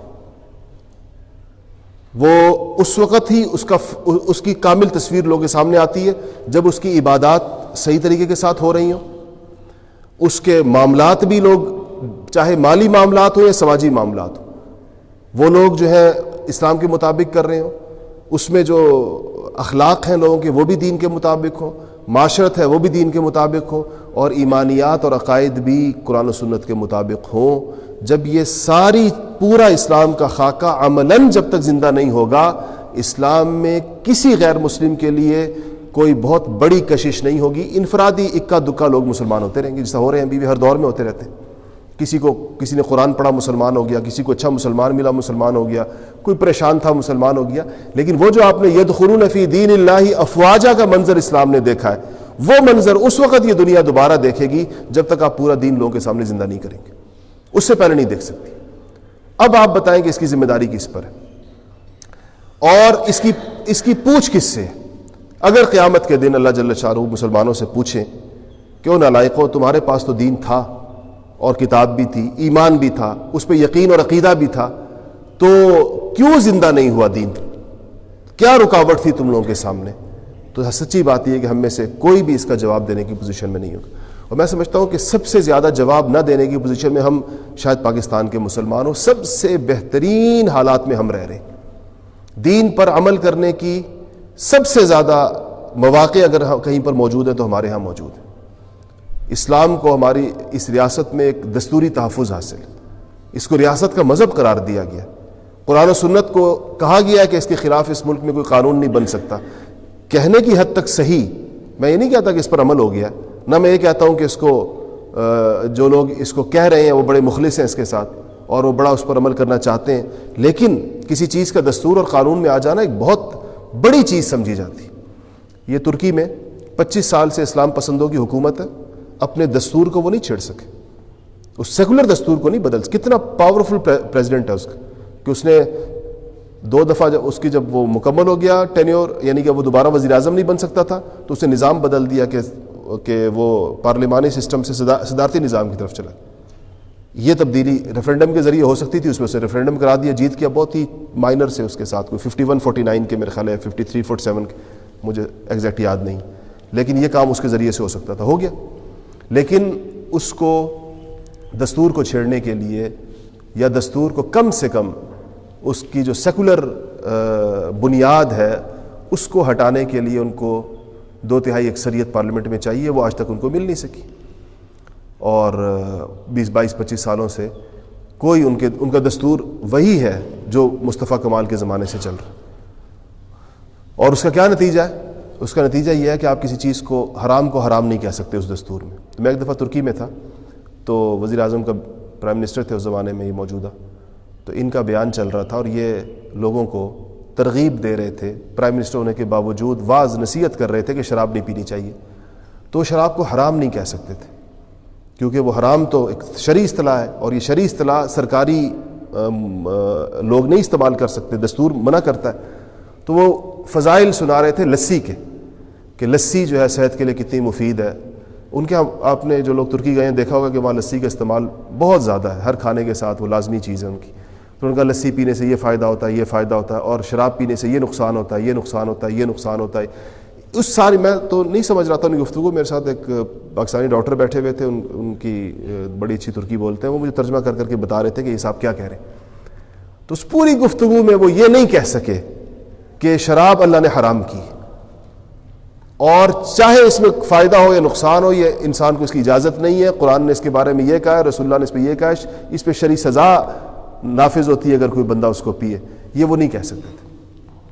آپ تو اپنے ملک میں کہہ سکتے ہیں، حرام کو حرام کہہ سکتے ہیں، ناجائز کو ناجائز کہہ سکتے ہیں، جائز کو جائز کہہ سکتے ہیں، اور ہر فضا میں کہہ سکتے ہیں، ہر ماحول میں کہہ سکتے ہیں، جہاں پر بھی آپ جائیں اللہ کا یہ اتنا بڑا موقع ہے اور اتنی بڑی نعمت ہے یہ ماحول کا ہونا، کہ جس میں آپ اپنا دین بیان کرنے میں، دیکھیں پوری دنیا میں آپ کو پتہ ہے، اور آپ ان لوگوں سے پوچھیں اور ضرور پوچھیں، میرے خاندان کا ایک بڑا حصہ، میری بہنیں اور لوگ چونکہ یورپ میں امریکہ میں رہتے ہیں، تو میں ان کے حالات دیکھتا اور سنتا اور رہتا ہوں۔ آپ پوچھیں کہ آج امریکہ کے مسلمان یا امریکہ میں رہنے والا ایک عالم دین، اگر اس کو آپ ایک ٹاک کے لیے بلائیں اس طرح مسجد میں، اور اس سے کہیں کہ جہاد پر بات کریں، شرعی احکامات جہاد کے بعد، قرآن کیا کہتا ہے، حدیث کیا کہتی ہے، رسول اللہ نے کیا فرمایا، اللہ نے کیا فرمایا، تو کیا ہوگا؟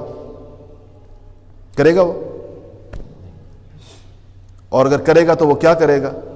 کہے گا کہ جہاد جو ہے وہ جہالت کے خلاف بھی ہوتا ہے، پولیو کے خلاف بھی ہوتا ہے، اور فلانے نفس کے خلاف بھی ہوتا ہے، اصل جہاد تو نفس کے خلاف ہے، اور یہ اور وہ۔ اب یہ کیا ہے؟ یہ احکامات کا تغیر و تبدل ہے، اس کو بعض علماء نے کفر کہا ہے۔ حکم مت بدلے کسی چیز کا۔ میں اسلام آباد میں ایک ایسی جگہ، ہماری جو مسجد ہے ایسی جگہ ہے کہ اس میں وہ لوگ آتے ہیں سارے جو سرکار کے بڑے بڑے لوگ ہوتے ہیں، تو میں نے کل ان سے کہا، کل جمعے میں یہ جو آج کل آبادی کے مسئلے پر بات چل رہی ہے، میں نے کہا کہ انفرادی مسائل کو چھوڑ کر انفراداً اجازت دی گئی ہے، کوئی بندہ کسی مصلحت کی وجہ سے اولاد میں وقفہ کرنا چاہے، حرام نہیں ہے شریعت میں۔ ویسے کثرت اولاد شریعت میں مستحب ہے، مندوب ہے، پسندیدہ ہے، اس کی بہت واضح نصوص ہے۔ آپ اس کو ناپسندیدہ کہہ رہے ہیں۔ یہ حق انسانوں کو نہیں ہے کہ اللہ اور اس کے رسول کی پسندیدہ قرار دی گئی چیز کو ناپسندیدہ قرار دے دیں۔ ہم اس کو، یہ حق نہیں ہے کسی کو کہ ایک چیز شریعت میں مستحب ہو، آپ کہیں مکروہ ہے، یہ تو تغیر حکم ہے۔ جیسے کہ حرام کو حلال کہنا، حلال کو حرام کہنا، تو مستحب کو مکروہ آپ کیسے کہہ سکتے ہیں؟ آپ کے انتہائی ناپسندیدہ ہے بالعموم، بغیر کسی قید اور بغیر کسی وجہ کے، اور پھر اس کو باندھے بھی ایک عقیدے کے ساتھ، اور ناپسندیدہ ہونے کی وجہ یہ ہے کہ معیشت خراب ہوتی ہے، اس سے بھوک اور افلاس آتا ہے اس کی وجہ سے۔ یہ تو بالکل قرآن کی واضح خشیت املاق اسی کو تو کہتے ہیں، خوف فقر۔ تو یہ کیسے ہم کمپین کر سکتے ہیں اس کے کیسے جھنڈا اٹھا کر اس کو چلائیں؟ ہاں یہ ایک ایسا مسئلہ ہے کہ اگر کوئی مسئلہ بندہ مفتی کے پاس جائے کہ میری بیوی بیمار ہے یا وہ اس کو حمل کا تحمل نہیں ہے، تو کیا ہم کوئی احتیاطی تدابیر 10 سال کے لیے کر سکتے ہیں بھی؟ تو وہ اس کو کہے گا بالکل کر سکتے ہیں۔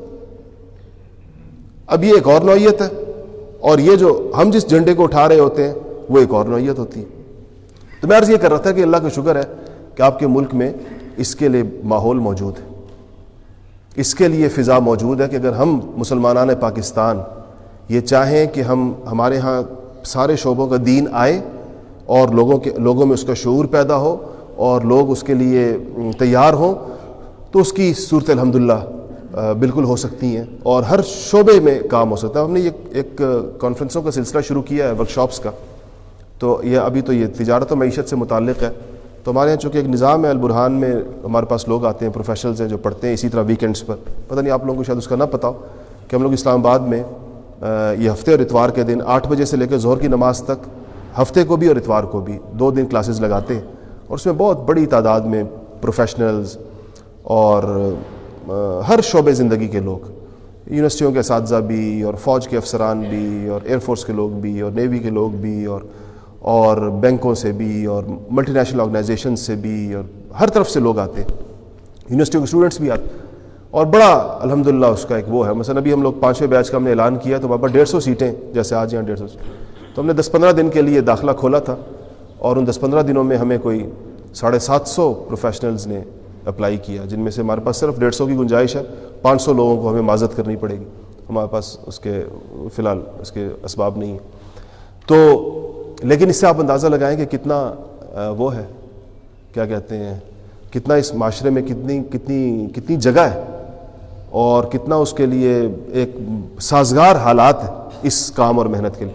تو میں ہم نے جب اس کے اشتہار چلے آپ کی اس ورکشاپ کے، تو مجھے ہمارے ہاں جو پڑھنے والے وکیل ہیں بہت سارے، تو انہوں نے مجھے کہا کہ جی ایک ورکشاپ وکیلوں اور ججوں کے لیے رکھیں کہ اسلام کے احکامات برائے قضاء و عدل، کہ عدل کے تقاضے کیا ہیں اور قضاء کے کیا ہیں اور وکالت کے کیا ہیں اور کون سی چیز اس میں جائز ہے. ایک ظاہر بات ہے یہ اسلام کا مسئلہ ہے. اس دن میرے پاس وکیل آئے ہوئے تھے کہ میں دیندار ہو گئے تھے تو پوچھے تھے پریکٹس کروں یا نہ کروں اور اسلام میں اس کی اجازت ہے یا نہیں ہے.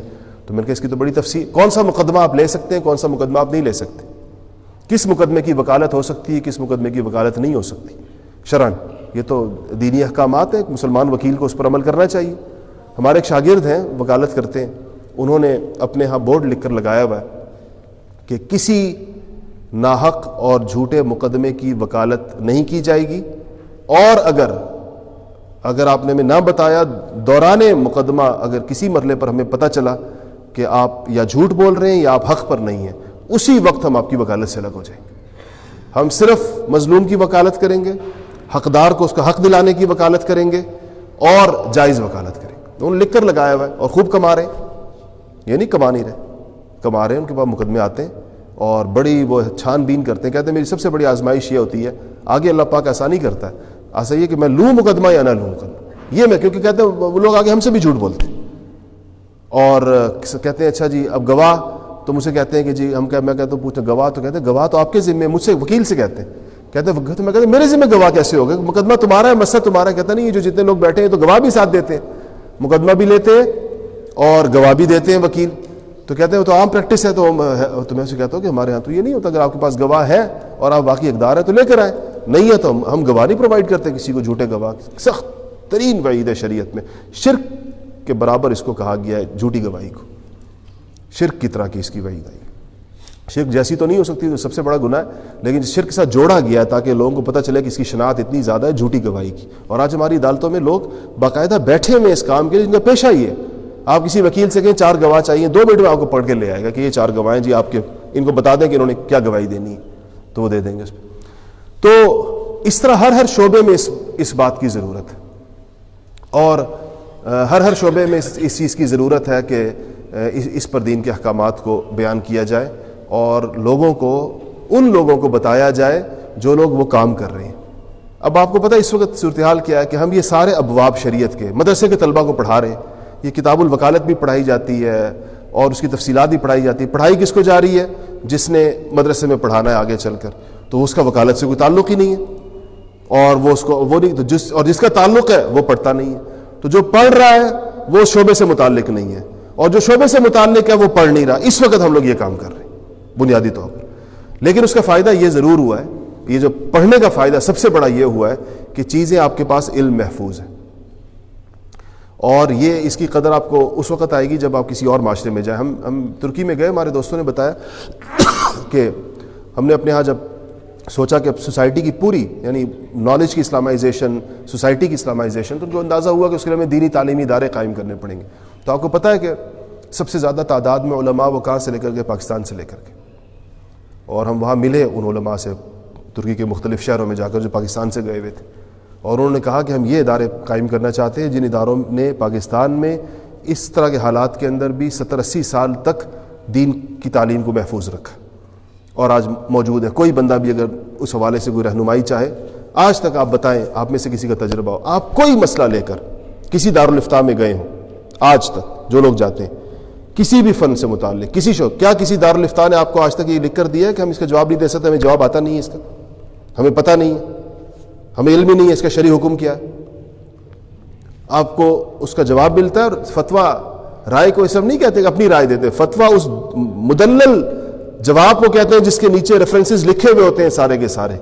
وہ جب آپ نے پتہ نہیں کسی نے آپ میں سے فتویٰ دیکھا یا نہیں دیکھا کبھی کہ فتوے میں کیا ہوتا ہے, اوپر ایک مفتی کی عبارت ہوتی ہے, اس کے نیچے شرعی دلائل ہوتے ہیں عربی میں لکھے ہوئے ہوتے ہیں سارے کے سارے, اور وہ کئی صفحات کے بعض اوقات بعض فتاویٰ 50 صفحوں کے ہوتے ہیں, 60 صفحوں کے ہوتے ہیں, 100 صفحوں کے ہوتے ہیں, 150 صفحوں کے ہوتے ہیں, اور ایک صفحے کا بھی ہوتا ہے جتنی مسئلے کی جتنی جو ہوتی, اور پھر اس کے نیچے جسے لکھا ہوتا ہے اس کے دستخط ہوتے ہیں, اور اس کے اوپر کم سے کم 2 یا 3 سینئر مفتیوں کا ایک عبارت لکھی ہوتی ہے الجواب صحیح, اور اس کے نیچے اس کا سائن ہوتا ہے, اس کا سٹیمپ ہوتا ہے, اور اس کی وہ ذمہ داری قبول کرتے ہیں. ان کو پتہ ہوتا ہے یہ لکھی ہوئی ایک ریٹن چیز ہے جو کہ یہ بندہ دنیا میں کہیں بھی لے جا کے دکھا سکتا ہے کہ مجھے یہ شرعی جواب دیا گیا ہے اور یہ ادلہ شرعیہ کیا درست ہے یا غلط ہے. اس ذمہ داری کو اور اس چیز کو سمجھتے ہوئے وہ لوگ اس بات کو لکھ رہے ہوتے ہیں. اور دن بھر کے اندر آپ کے جامعہ اشرفیہ سے خدا جانے آج تک کتنے لاکھ فتاویٰ جاری ہو چکے ہوں گے, اور اس طرح باقی اداروں کے اندر آپ چلے جائیں تو لاکھوں فتوے جو ہے وہ, اور روزانہ سینکڑوں کی خود ہمارے ہاں دارالفتاء سے اسلام آباد میں ہمارے اور فتوے لوگ آ بھی رہے ہیں اور پوچھ بھی رہے ہیں, اور مختلف ذرائع سے فتوے دیے جا رہے ہیں, اور ان کو لوگوں اس کے مسائل بتائے جا رہے ہیں. تو اس پر میں یہ عرض کر رہا تھا کہ اس کا تعلق آج کی آخری چند باتیں 10:30 بجے انشاءاللہ وقفہ کریں گے چائے کے لیے. 15 منٹ میں کچھ چیزیں آپ کو اور عرض کر دوں تجارت و معیشت کے حوالے سے, کچھ چیزیں کچھ کانسیپٹ اس کے بتا دوں, باقی چیزیں وہ اساتذہ آپ کو انشاءاللہ آپ کے سامنے وہ آ گیا نا اس کا یہ مجھے کاغذ دکھا دیجیے ذرا سے کوئی ایک, اس کی تفصیلات تو آپ کے سامنے آ گئی ہیں کہ کیا کیا اس کے موضوعات ہیں اور کون کون سے اساتذہ اس میں کیا چیز پڑھائیں گے. دیکھیں شریعت میں 2-3 چیزیں اس میں یاد رکھیے گا. ایک تو یہ کہ تجارت کی ترغیب بھی ہے اور فضیلت بھی بیان کی گئی ہے, اور اس میں رزق کے وسیع ہونے کا ذکر بھی شریعت روایات میں موجود ہے. مثلا یہ کہا گیا ہے کہ آپ کو پتہ ہے کہ حصول رزق کے یا پیسے کمانے کے جائز طریقوں سے بہت سارے رستے ہو سکتے ہیں. مثلا زراعت بھی ایک رستہ ہے, نوکری بھی ایک رستہ ہے. تو یہ کہا گیا ہے کہ جتنے اور اسباب ہیں پیسے کمانے کے, اللہ تعالیٰ نے جو دنیا میں رزق اتارا ہے وہ سارے 10% ہے, اور 90% رزق جو ہے وہ تجارت کے ساتھ اللہ پاک نے وابستہ کیا.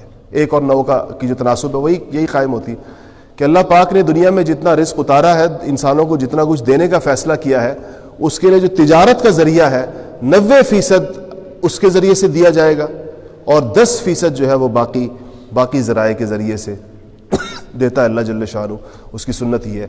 تو ایک تو اس سے پتہ چلتا ہے کہ یہ سب سے وسیع طریقہ ہے اللہ تعالیٰ کے خزانوں سے حاصل کرنے کا اور رزق لینے کا اور فراخی اور خوشحالی اور کشائش کا.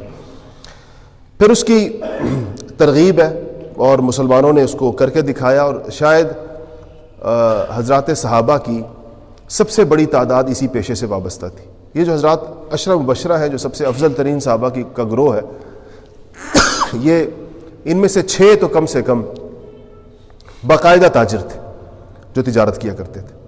اور آپ کو پتہ ہے کہ سب سے مالدار ترین صحابی سیدنا عبد الرحمن ابن عوف کا شمار بھی ان 10 میں سے ہے جن کو دنیا میں جنت کی بشارت.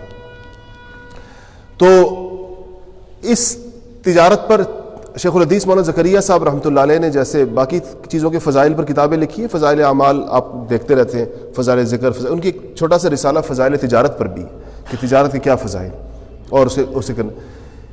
آپ صلی اللہ علیہ وسلم نے پھر اس فرق کے ساتھ کہ ایک صرف تجارت ہوتی ہے اور ایک مسلمان کی تجارت ہوتی ہے, تو آپ نے ارشاد فرمایا کہ تاجر الصدوق الامین مع النبیین والصدیقین والشہداء, کہ وہ تاجر جو سچا ہو. صدوق کہا, صدوق صرف صادق نہیں کہا, صدوق اس کو کہتے ہیں جس کو سچائی جس کے اندر رچ بس گئی ہو, جو سر سے لے کے پاؤں تک سچائی سچا ہو. یہ نہیں, صادق تو اس کو بھی کہتے ہیں جو ایک سچی بات کر دے اس بات میں وہ صادق ہوتا ہے, جو ایک بات بھی کسی نے سچی کی ہو اس بات میں وہ صادق ہوتا ہے. صدوق اس کو کہتے ہیں جو سر تپا سچا ہوتا ہے, جس کے ہاں سے جھوٹ دھوکہ اور فراڈ اس کے اندر سے نکل گیا ہوتا ہی نہیں اس میں. اور امین امانت دار, بڑا وسیع مفہوم ہے امین کا, اسی لیے نبی کو الرسول الامین کہتے ہیں, یا جبرائیل کو اللہ پاک نے امین کہا ہے قرآن پاک میں. امین بہت بڑا وصف ہے جس کی بڑی تفصیل ہے، اس کا موقع نہیں ہے.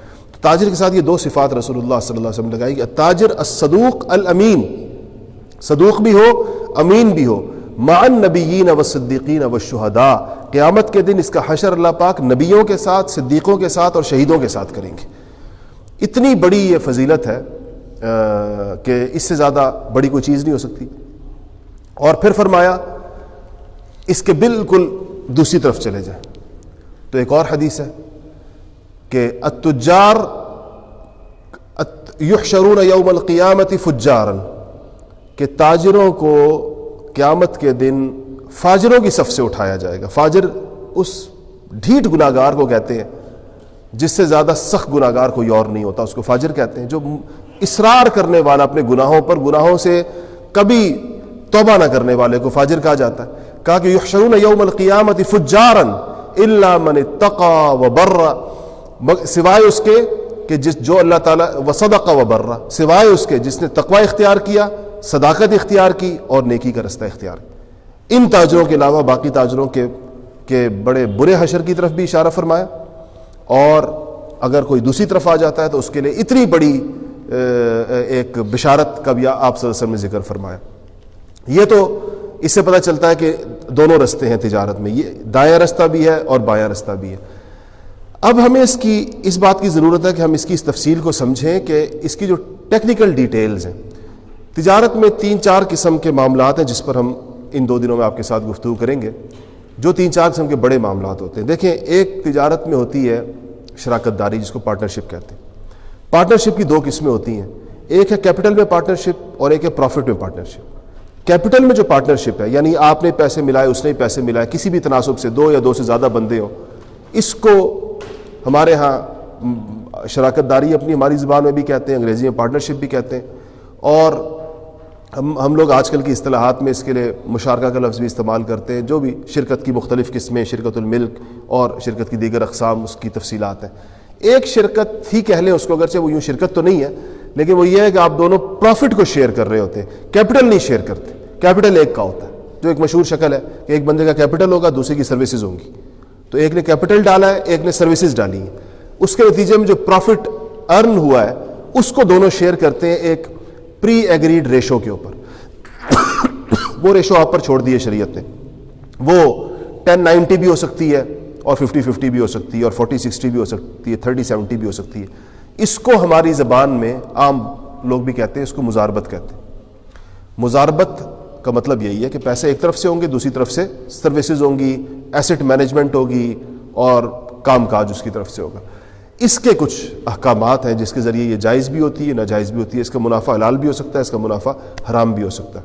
اس کی کچھ تفصیلات. تو یہ ایک کانٹریکٹ کے 2 حصے ہو گئے جس کو آپ شرکت یعنی پارٹنرشپ ان کیپٹل کہہ لیں یا پارٹنرشپ ان پروفٹ کہہ لیں. دوسری چیز جو ہمارے یہاں سب سے زیادہ چلتی ہے، بلکہ شاید اس سے بھی زیادہ چلتی ہے، پہلے نمبر پر اس کا ذکر کرنا چاہیے تھا، وہ ہے خرید و فروخت. خرید و فروخت کو عربی میں بیع کہتے ہیں. با یا پھر عین آخر میں، بیع. اگر آپ اس کو عربی تلفظ کے ساتھ کہیں، لفظ بیع ہے. اردو میں اس کو بیع لوگ کہتے ہیں. تو وہ بیع، اس کی اقسام ہیں بہت ساری، مختلف شکلیں ہیں. اس میں بارٹر سیل بھی آتی ہے، جس میں چیزوں کے بدلے چیزیں، جس کو ہمارے یہاں کیا کہتے ہیں عوامی زبان میں ہے؟ نہیں، میں نے کہا کہ ایک بازاروں میں مارچا کہتے ہیں. مارچا کہتے ہیں، کیا کہتے ہیں اس کو؟ مارچا کہتے ہیں نا بازاروں میں اس کو. ایک چیز کے بدلے دوسری چیز، موبائل کو موبائل سے بدل دینا، کسی سے. بارٹر سیل جس کو کہتے ہیں. تو یہ بھی ہوتی ہے. اور کیش کے بدلے میں چیزیں بھی ہوتی ہیں، اس کی شکل اور بنتی ہے. ڈیفرڈ پیمنٹ کے اوپر بھی ہوتی ہے. کاسٹ اور پروفٹ واضح بتا کر بھی ہوتی ہے، اس کا نام بھی الگ ہے. کہ اگر آپ نے بتایا میری کاسٹ یہ 400 روپے، 50 روپے میرا پروفٹ ہے، پرائس 450 ہے، یہ ایک اور قسم ہے. ایک لم سم آپ کہتے ہیں چیز 500 روپے کی ہے، یہ ایک اور قسم ہے اس کی. یہ بات یاد رکھیے گا کہ جب ہم کیش کہتے ہیں شریعت کی نگاہ میں، نقد کہتے ہیں شریعت کے اس میں، تو اس میں 3 چیزیں شامل ہوتی ہیں: سونا، چاندی اور پیسے. پیسے اب چاہے سکے ہوں، چاہے پیپر منی ہو، چاہے وہ جو بھی شکل ہو پیسے کی. یہ تینوں چیزیں نقد کہلاتی ہیں شریعت، کیش کہلاتی ہیں. اچھا، کیش کی آپس کی تجارت بالکل ایک الگ چیز ہے، جس میں جولری کا سارا کاروبار آتا ہے، منی ایکسچینج کا کاروبار آتا ہے. یہ اس میں آپ دیکھیں تو اس میں وہ سارا اسی کیش کے درمیان، کیونکہ سونے کے بدلے یا پیسہ ہوگا، پیسے کے بدلے سونا ہوگا، سونے کے چاندی کے بدلے پیسہ ہوگا، یا ایک کرنسی کے بدلے دوسری کرنسی ہوگی، تو وہ بھی ساری کیش ہے. تو کیش کی دنیا کے جو دو بڑے کاروبار ہیں ان میں سے ایک جو ہے وہ جولری مارکیٹ ہے آپ کی پوری کی پوری، اور ایک آپ کی منی ایکسچینج کی دنیا ہے. اور اس کے لیے مستقل الگ نام ہے، الگ احکامات ہیں. اس کو آپ کسی اور خریداری کے اوپر اس کو قیاس نہیں کر سکتے کہ آپ یہ سمجھیں کہ سونے خریدنے کے وہی احکامات ہیں جو ڈبل روٹی خریدنے کے احکامات ہیں، تو ایسے نہیں. دونوں میں بہت فرق ہے، اور اس کی تفصیلات انشاءاللہ یہاں پر اس میں کچھ چیزوں میں. تو دوسری چیز جو ہے وہ خرید و فروخت اپنی مختلف تفصیلات کے ساتھ. تیسری چیز جو آپ کو جس سے واسطہ پڑتا ہے وہ لیز یا رینٹ کے ایگریمنٹس، کرایہ داری. کیونکہ ہم لوگ کرائے پر چیزیں لینا دینا، اور وہ ہائر پرچیز کے نام سے بھی کچھ چیزیں چلتی ہیں آج کل، اس کا بہت رواج ہے. قسطوں پر جو خرید و فروخت ہو رہی ہوتی ہے وہ بعض اوقات دونوں شکلیں ہوتی ہیں. قسطوں میں خرید و فروخت ضروری نہیں کرایہ داری پر ہو، لیکن بینکوں میں جو ہو رہا ہے، اسلامی بینکوں میں جو قسطوں پر جو چیزیں دی جا رہی ہیں وہ عام طور پر لیز ایگریمنٹ کے تحت دی جا رہی ہیں. اور یہ جو مارکیٹ میں یہ جو نہیں ہوتا موٹر سائیکل قسطوں پر دے رہے ہیں اور فریج قسطوں پر دے رہے ہیں، یہ عام طور پر سیل کانٹریکٹس کے تحت دے رہے ہیں. اب ان کے درمیان یہ فرق معلوم ہونا کہ آپ نے اگر فرض کریں قسطوں کا کاروبار کرنا ہے تو آپ کو سب سے پہلے یہ طے کرنا ہوگا، جس کے بغیر آپ کی 95% مارکیٹ کام کر رہی ہے، کہ یہ جو میں معاملہ کروں گا اپنے گاہکوں کے ساتھ، یا آپ خرید رہے ہیں تو اپنے مال لینے والے کے ساتھ، یہ لیز ایگریمنٹ ہے یا سیل ایگریمنٹ ہے. اگر ایگریمنٹ سیل کا ہو، شرائط لیز والی ہوں، اور یا ایگریمنٹ لیز کا ہو، شرائط سیل والی ہوں، تو یہ کانٹریکٹ وائڈ ہے، اس کا منافع ناجائز ہے، وہ وائڈ ہو جاتا ہے. اچھا، یہ بات ایک اصول یاد رکھیں، شریعت میں جو عقد جس کو ہم کانٹریکٹ کہتے ہیں، جو کانٹریکٹ آپ کر رہے ہیں، اگر آپ اس کی شرائط پوری نہیں کرتے، اس کی کوئی ضروری شرط آپ سے گر جاتی ہے، وہ وائڈ ہو جاتا ہے. وائڈ کا حکم یہ ہے، فاسد کا حکم یہ ہے، اس کا منافع آپ کے لیے جائز نہیں ہوتا. اس کا منافع دو صورتیں اب آپ پر رہ جاتی ہیں، یا تو آپ کانٹریکٹ کو ریورس کریں، واپس جائیں اپنی پوزیشن پر، یا پھر اگر وہ ارریورسیبل ہے تو پھر اس کا پروفٹ چیریٹی ہوگا، صدقہ ہوگا، آپ نہیں لے سکتے. اسلامی بینکوں میں ایک چیریٹی فنڈ کے نام سے ایک فنڈ اسی لیے قائم کیا گیا ہے کہ جب شرعیہ آڈٹ ہوتا ہے کانٹریکٹس کا، اس شرعیہ آڈٹ میں اگر پتہ چل جائے کہ یہ کانٹریکٹ وائڈ ہو گیا ہے بینکرز کی غلطی کی وجہ سے، شرعی احکامات کو نہ سمجھنے کی وجہ سے، یا اسے کمپلائنس نہ کرنے کی وجہ سے، تو اس کے بعد وہ اس پرٹیکولر کانٹریکٹ کا جتنا پروفٹ آیا ہوا ہوتا ہے وہ سارا چیریٹی اکاؤنٹ میں جاتا ہے، اور بینک اس کو نہیں لے سکتا، اسلامی بینک نہیں لے سکتا اس کو. اس لیے کبھی آپ کسی سے پوچھیں، کسی بڑے بینک سے، کہ ان کے چیریٹی اکاؤنٹ میں کتنے ملین پڑے ہوئے اور کتنے ملین اس میں ڈالے گئے ہیں، اس وجہ سے کہ کانٹریکٹس وائڈز ہوئے، حالانکہ یہ کسی کنونشنل بینک کے لیے خالص پروفٹ ہے، اس کو کوئی اس سے غرض نہیں کہ وہ ان کے ہاتھ، ظاہر بات ہے یہ چیزیں نہیں ہوتی. لیکن اور وہ اس حکم کی وجہ سے ہے کہ اگر آپ کا کوئی آپ نے کانٹریکٹ، اب ہماری جو تجارت ہو رہی ہے باہر، تو آپ دیکھیں تو کون اس کی معلومات کرتا ہے کہ میرا یہ کانٹریکٹ ٹھیک ہے یا غلط ہے، یہ ویلڈ ہے یا وائڈ ہے، یہ صحیح ہے یا فاسد ہے، اس کا منافع میرے لیے جائز ہے یا ناجائز ہے. اس کا نظام اب الحمدللہ یہ شعور پیدا ہو رہا ہے. ہمارے بہت سارے بڑے بڑے کاروباری دوستوں کو ہم نے دیکھا ہے کہ انہوں نے باقاعدہ جس طرح باقی لوگ رکھے ہوئے اپنے پاس، اس طرح انہوں نے اپنے شریعہ ڈپارٹمنٹس بنائے بہت سی جگہوں کے اوپر، اور اس میں مفتیان کرام بیٹھتے ہیں، اور وہ اپنے سارے مالی معاملات اور اس کی تفصیلات علماء سے پوچھ کر اس کو کرتے ہیں. اور اگر ان کو پتہ چل جائے کوئی چیز، میں ایسے بہت بڑے بڑے گروپس کو جانتا ہوں بعض، جن کے بہت بڑی تجارت ہے، یعنی اگر ان کا پاکستان کے چند بڑے لوگوں میں ان کا شمار ہو سکتا ہے تجارت کے اعتبار سے، کہ ان کے ہاں یہ کمپلائنس ہو رہی ہے، ہم ذاتی طور پر جانتے ہیں ان کے نظام کو پورا کا پورا. ہمیں دکھاتے رہتے ہیں، وہ لوگ مشورے لیتے رہتے ہیں اس کے بارے میں کہ یہ کیسے ہوگا، یہ کیسے ہوگا. اور الحمدللہ نہ ان کو امپورٹ ایکسپورٹ میں کوئی مسئلہ ہے، نہ ان کو LCs میں کوئی مسئلہ ہے، نہ ان کو اپنے ہاں جو ان کا نظام خرید و فروخت کا ہے یا ان کے معاملات ہیں، لوگوں کے ساتھ معاملات ہیں، کہیں پر بھی. بلکہ اگر آپ، چونکہ لوگوں کی پرائیویسی ہوتی ہے، میں نام نہیں لیتا اس وجہ سے، وہ ان کے اگر آپ معاملات کو دیکھیں گے تو ان کے کاروبار کے حجم نے جتنا ان کے کاروبار نے ترقی کی ہے،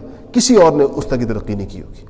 جس قدر تیزی کے ساتھ ان کے ہاں ان کے اثاثوں میں اور ان کے کاروبار میں ترقیاں ہوئی ہیں، اس کی بڑی عملی مثالیں ہمارے سامنے موجود ہیں، حالانکہ بڑے اسٹرکٹلی شریعہ کمپلائنٹ. ایک ہمارے دوست ہیں اسلام آباد، ایک بہت بڑا برانڈ ہے پاکستان کا، بہت نامی گرامی برانڈ، تو انہوں نے ایک اسلام آباد میں جناح سپر، ایک مارکیٹ ہے بہت مشہور جناح سپر مارکیٹ میں، ایک بہت بڑا پلازا بنایا. تو پلازا بنا لیا، اپنا تھا، ان کی اپنی پراپرٹی تھی، بن گیا. تو جب وہ بنا تو ان کے پاس ایک کنونشنل بینک آیا کہ ہمیں آپ یہ کرائے پر دے دیں، اور جو کرایہ انہوں نے پیشکش کی اس کی، وہ اس مارکیٹ کے کرائے سے بہت زیادہ تھا، اس لیے کہ اس بینک کی بہت سخت قسم کی ضرورت تھی، اس کو وہاں پر لازمی جگہ چاہیے تھی.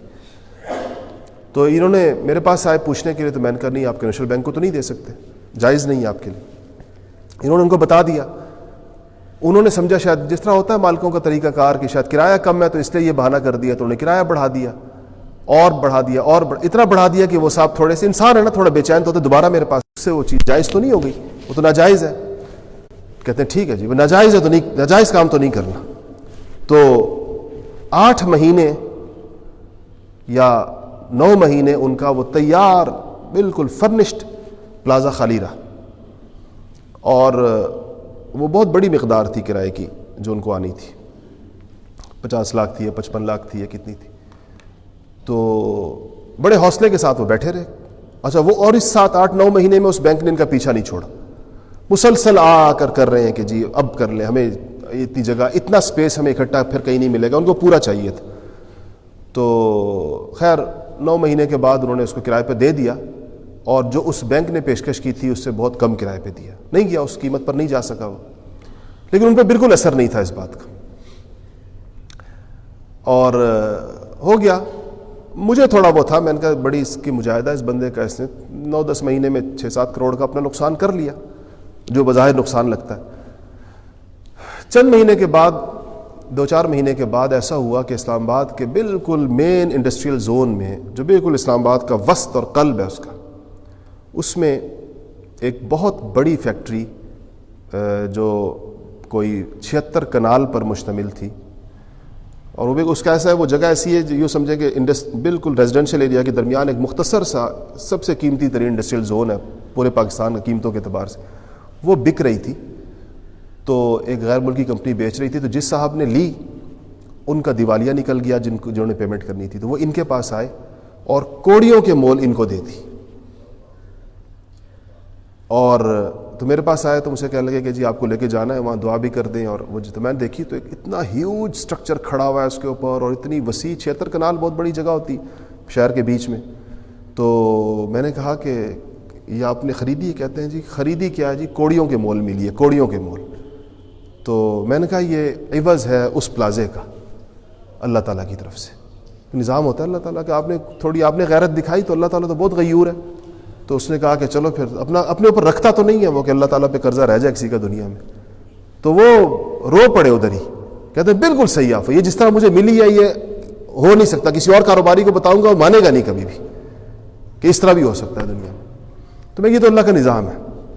جو آدمی کسی چیز کو خالصتاً لوجہ اللہ تعالیٰ کے لیے چھوڑے گا، اللہ جل شانہ اس کو اس کا بدر جہاں اور کئی گنا بڑھا کر جب تک دے نہیں دے گا، تو سمجھیں کہ اللہ تعالیٰ کی جو وہ شان ہے، جو اس کے اندر غیرت کی ایک شان ہے، تو وہ اس کا کیسے مظاہرہ ہوگا دنیا میں، کیسے لوگوں کو پتہ چلے گا اس کا کہ اللہ پاک کا ایک نظام. تو اس لیے اس میں ان چیزوں میں جو کرایہ کا ذکر آ گیا، تو میں نے کہا کہ جسے میں واسطہ پڑتا ہے تو کرایہ جائز ناجائز بھی ہوتا ہے، کس کو دے سکتے ہیں کس کو نہیں دے سکتے. ایک تو یہ مسئلہ وہ تو بہت آسان ہے، پتہ چل جاتا ہے کس کو نہیں دے سکتے. کرائے کی شرائط کیا رکھنی ہے تاکہ کرائے کا کانٹریکٹ ہمارا ٹھیک ہو. اس میں جو کرائے پر دینے والا ہے اس کی کیا ذمہ داریاں ہیں شرعی، وہ آپ اس پر نہیں ڈال سکتے، مالک پر نہیں ڈال سکتے. اور جو مالک کی ذمہ داریاں ہیں وہ آپ کرایہ دار پر نہیں ڈال سکتے.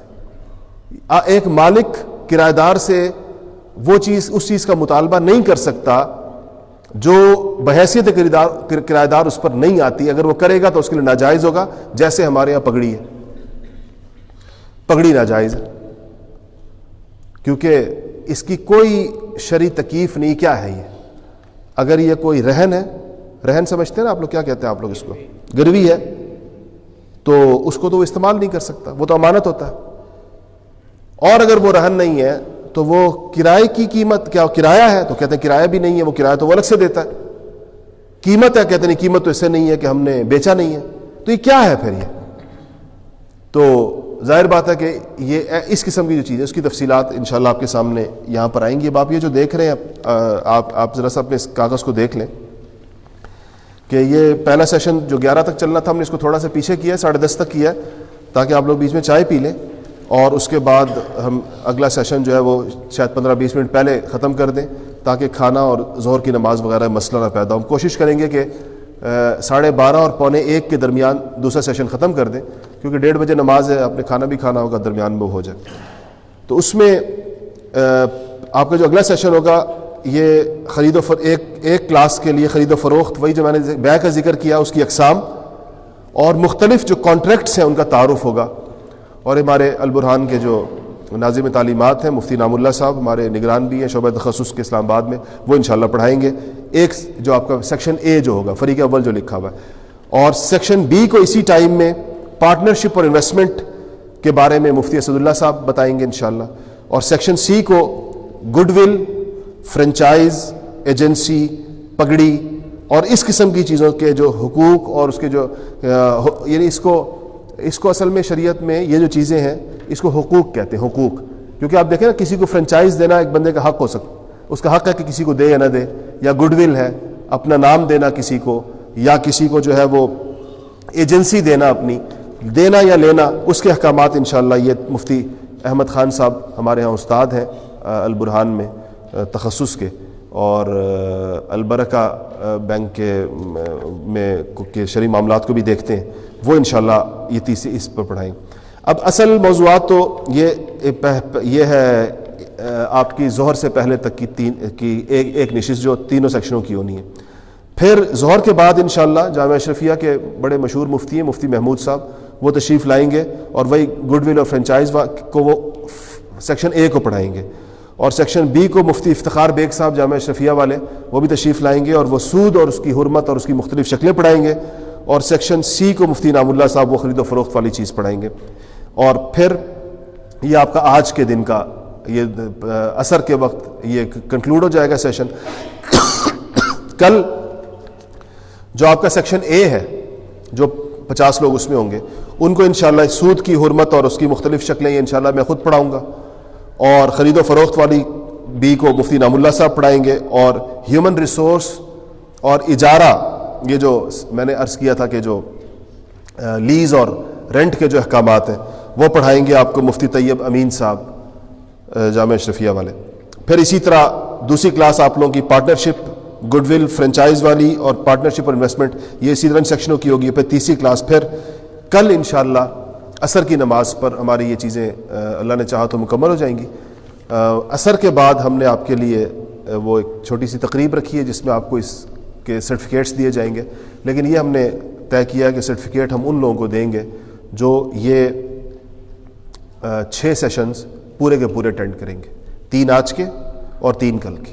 ہم نے حاضری کا ایک نظام بنایا, تو آپ لوگ جو لوگ 6 سیشنز پورے اٹینڈ کریں گے تو ہم البرہان کی طرف سے ان کی خدمت میں آپ کو آخر میں اس کا سرٹیفکیٹ دیں گے انشاءاللہ. اور امید یہ ہے کہ انشاءاللہ آپ کے لیے یہ بہت ایک نیا تجربہ ہوگا, آپ انشاءاللہ اس میں سیکھیں گے. سوال و جواب کا وقت بھی رکھا گیا, اور سوال و جواب کلاسوں میں تو اساتذہ بتائیں گے آپ نے کس طرح کرنا ہے, کس وقت میں کرنا ہے, اور ایک ہم شاید انشاءاللہ ایک اجتماعی نشست بھی سوالوں کی رکھیں جس میں سارے حضرات بیٹھے ہوں گے, اور کچھ وہ سوالات جو بہت زیادہ پیش آتے ہیں, بہت انڈیویجول نہ ہو بلکہ سب لوگوں کے مشترک سے زیادہ مسائل, اس پر انشاءاللہ آپ کے سوالوں کے جواب دیے جائیں گے. تو اب انشاءاللہ 10:30 سے اوپر ہو گیا, آپ حضرات چائے پی لیں, اور اس کے بعد آپ کو جو آپ کی کلاسوں کا بتا دیا گیا ہوگا اپنی ترتیب سے تینوں ہالوں میں جہاں 50 لوگ جائیں گے تو اپنے اپنے ہال میں تشریف لے جائیں. وآخر دعوانا الحمدللہ رب العالمین.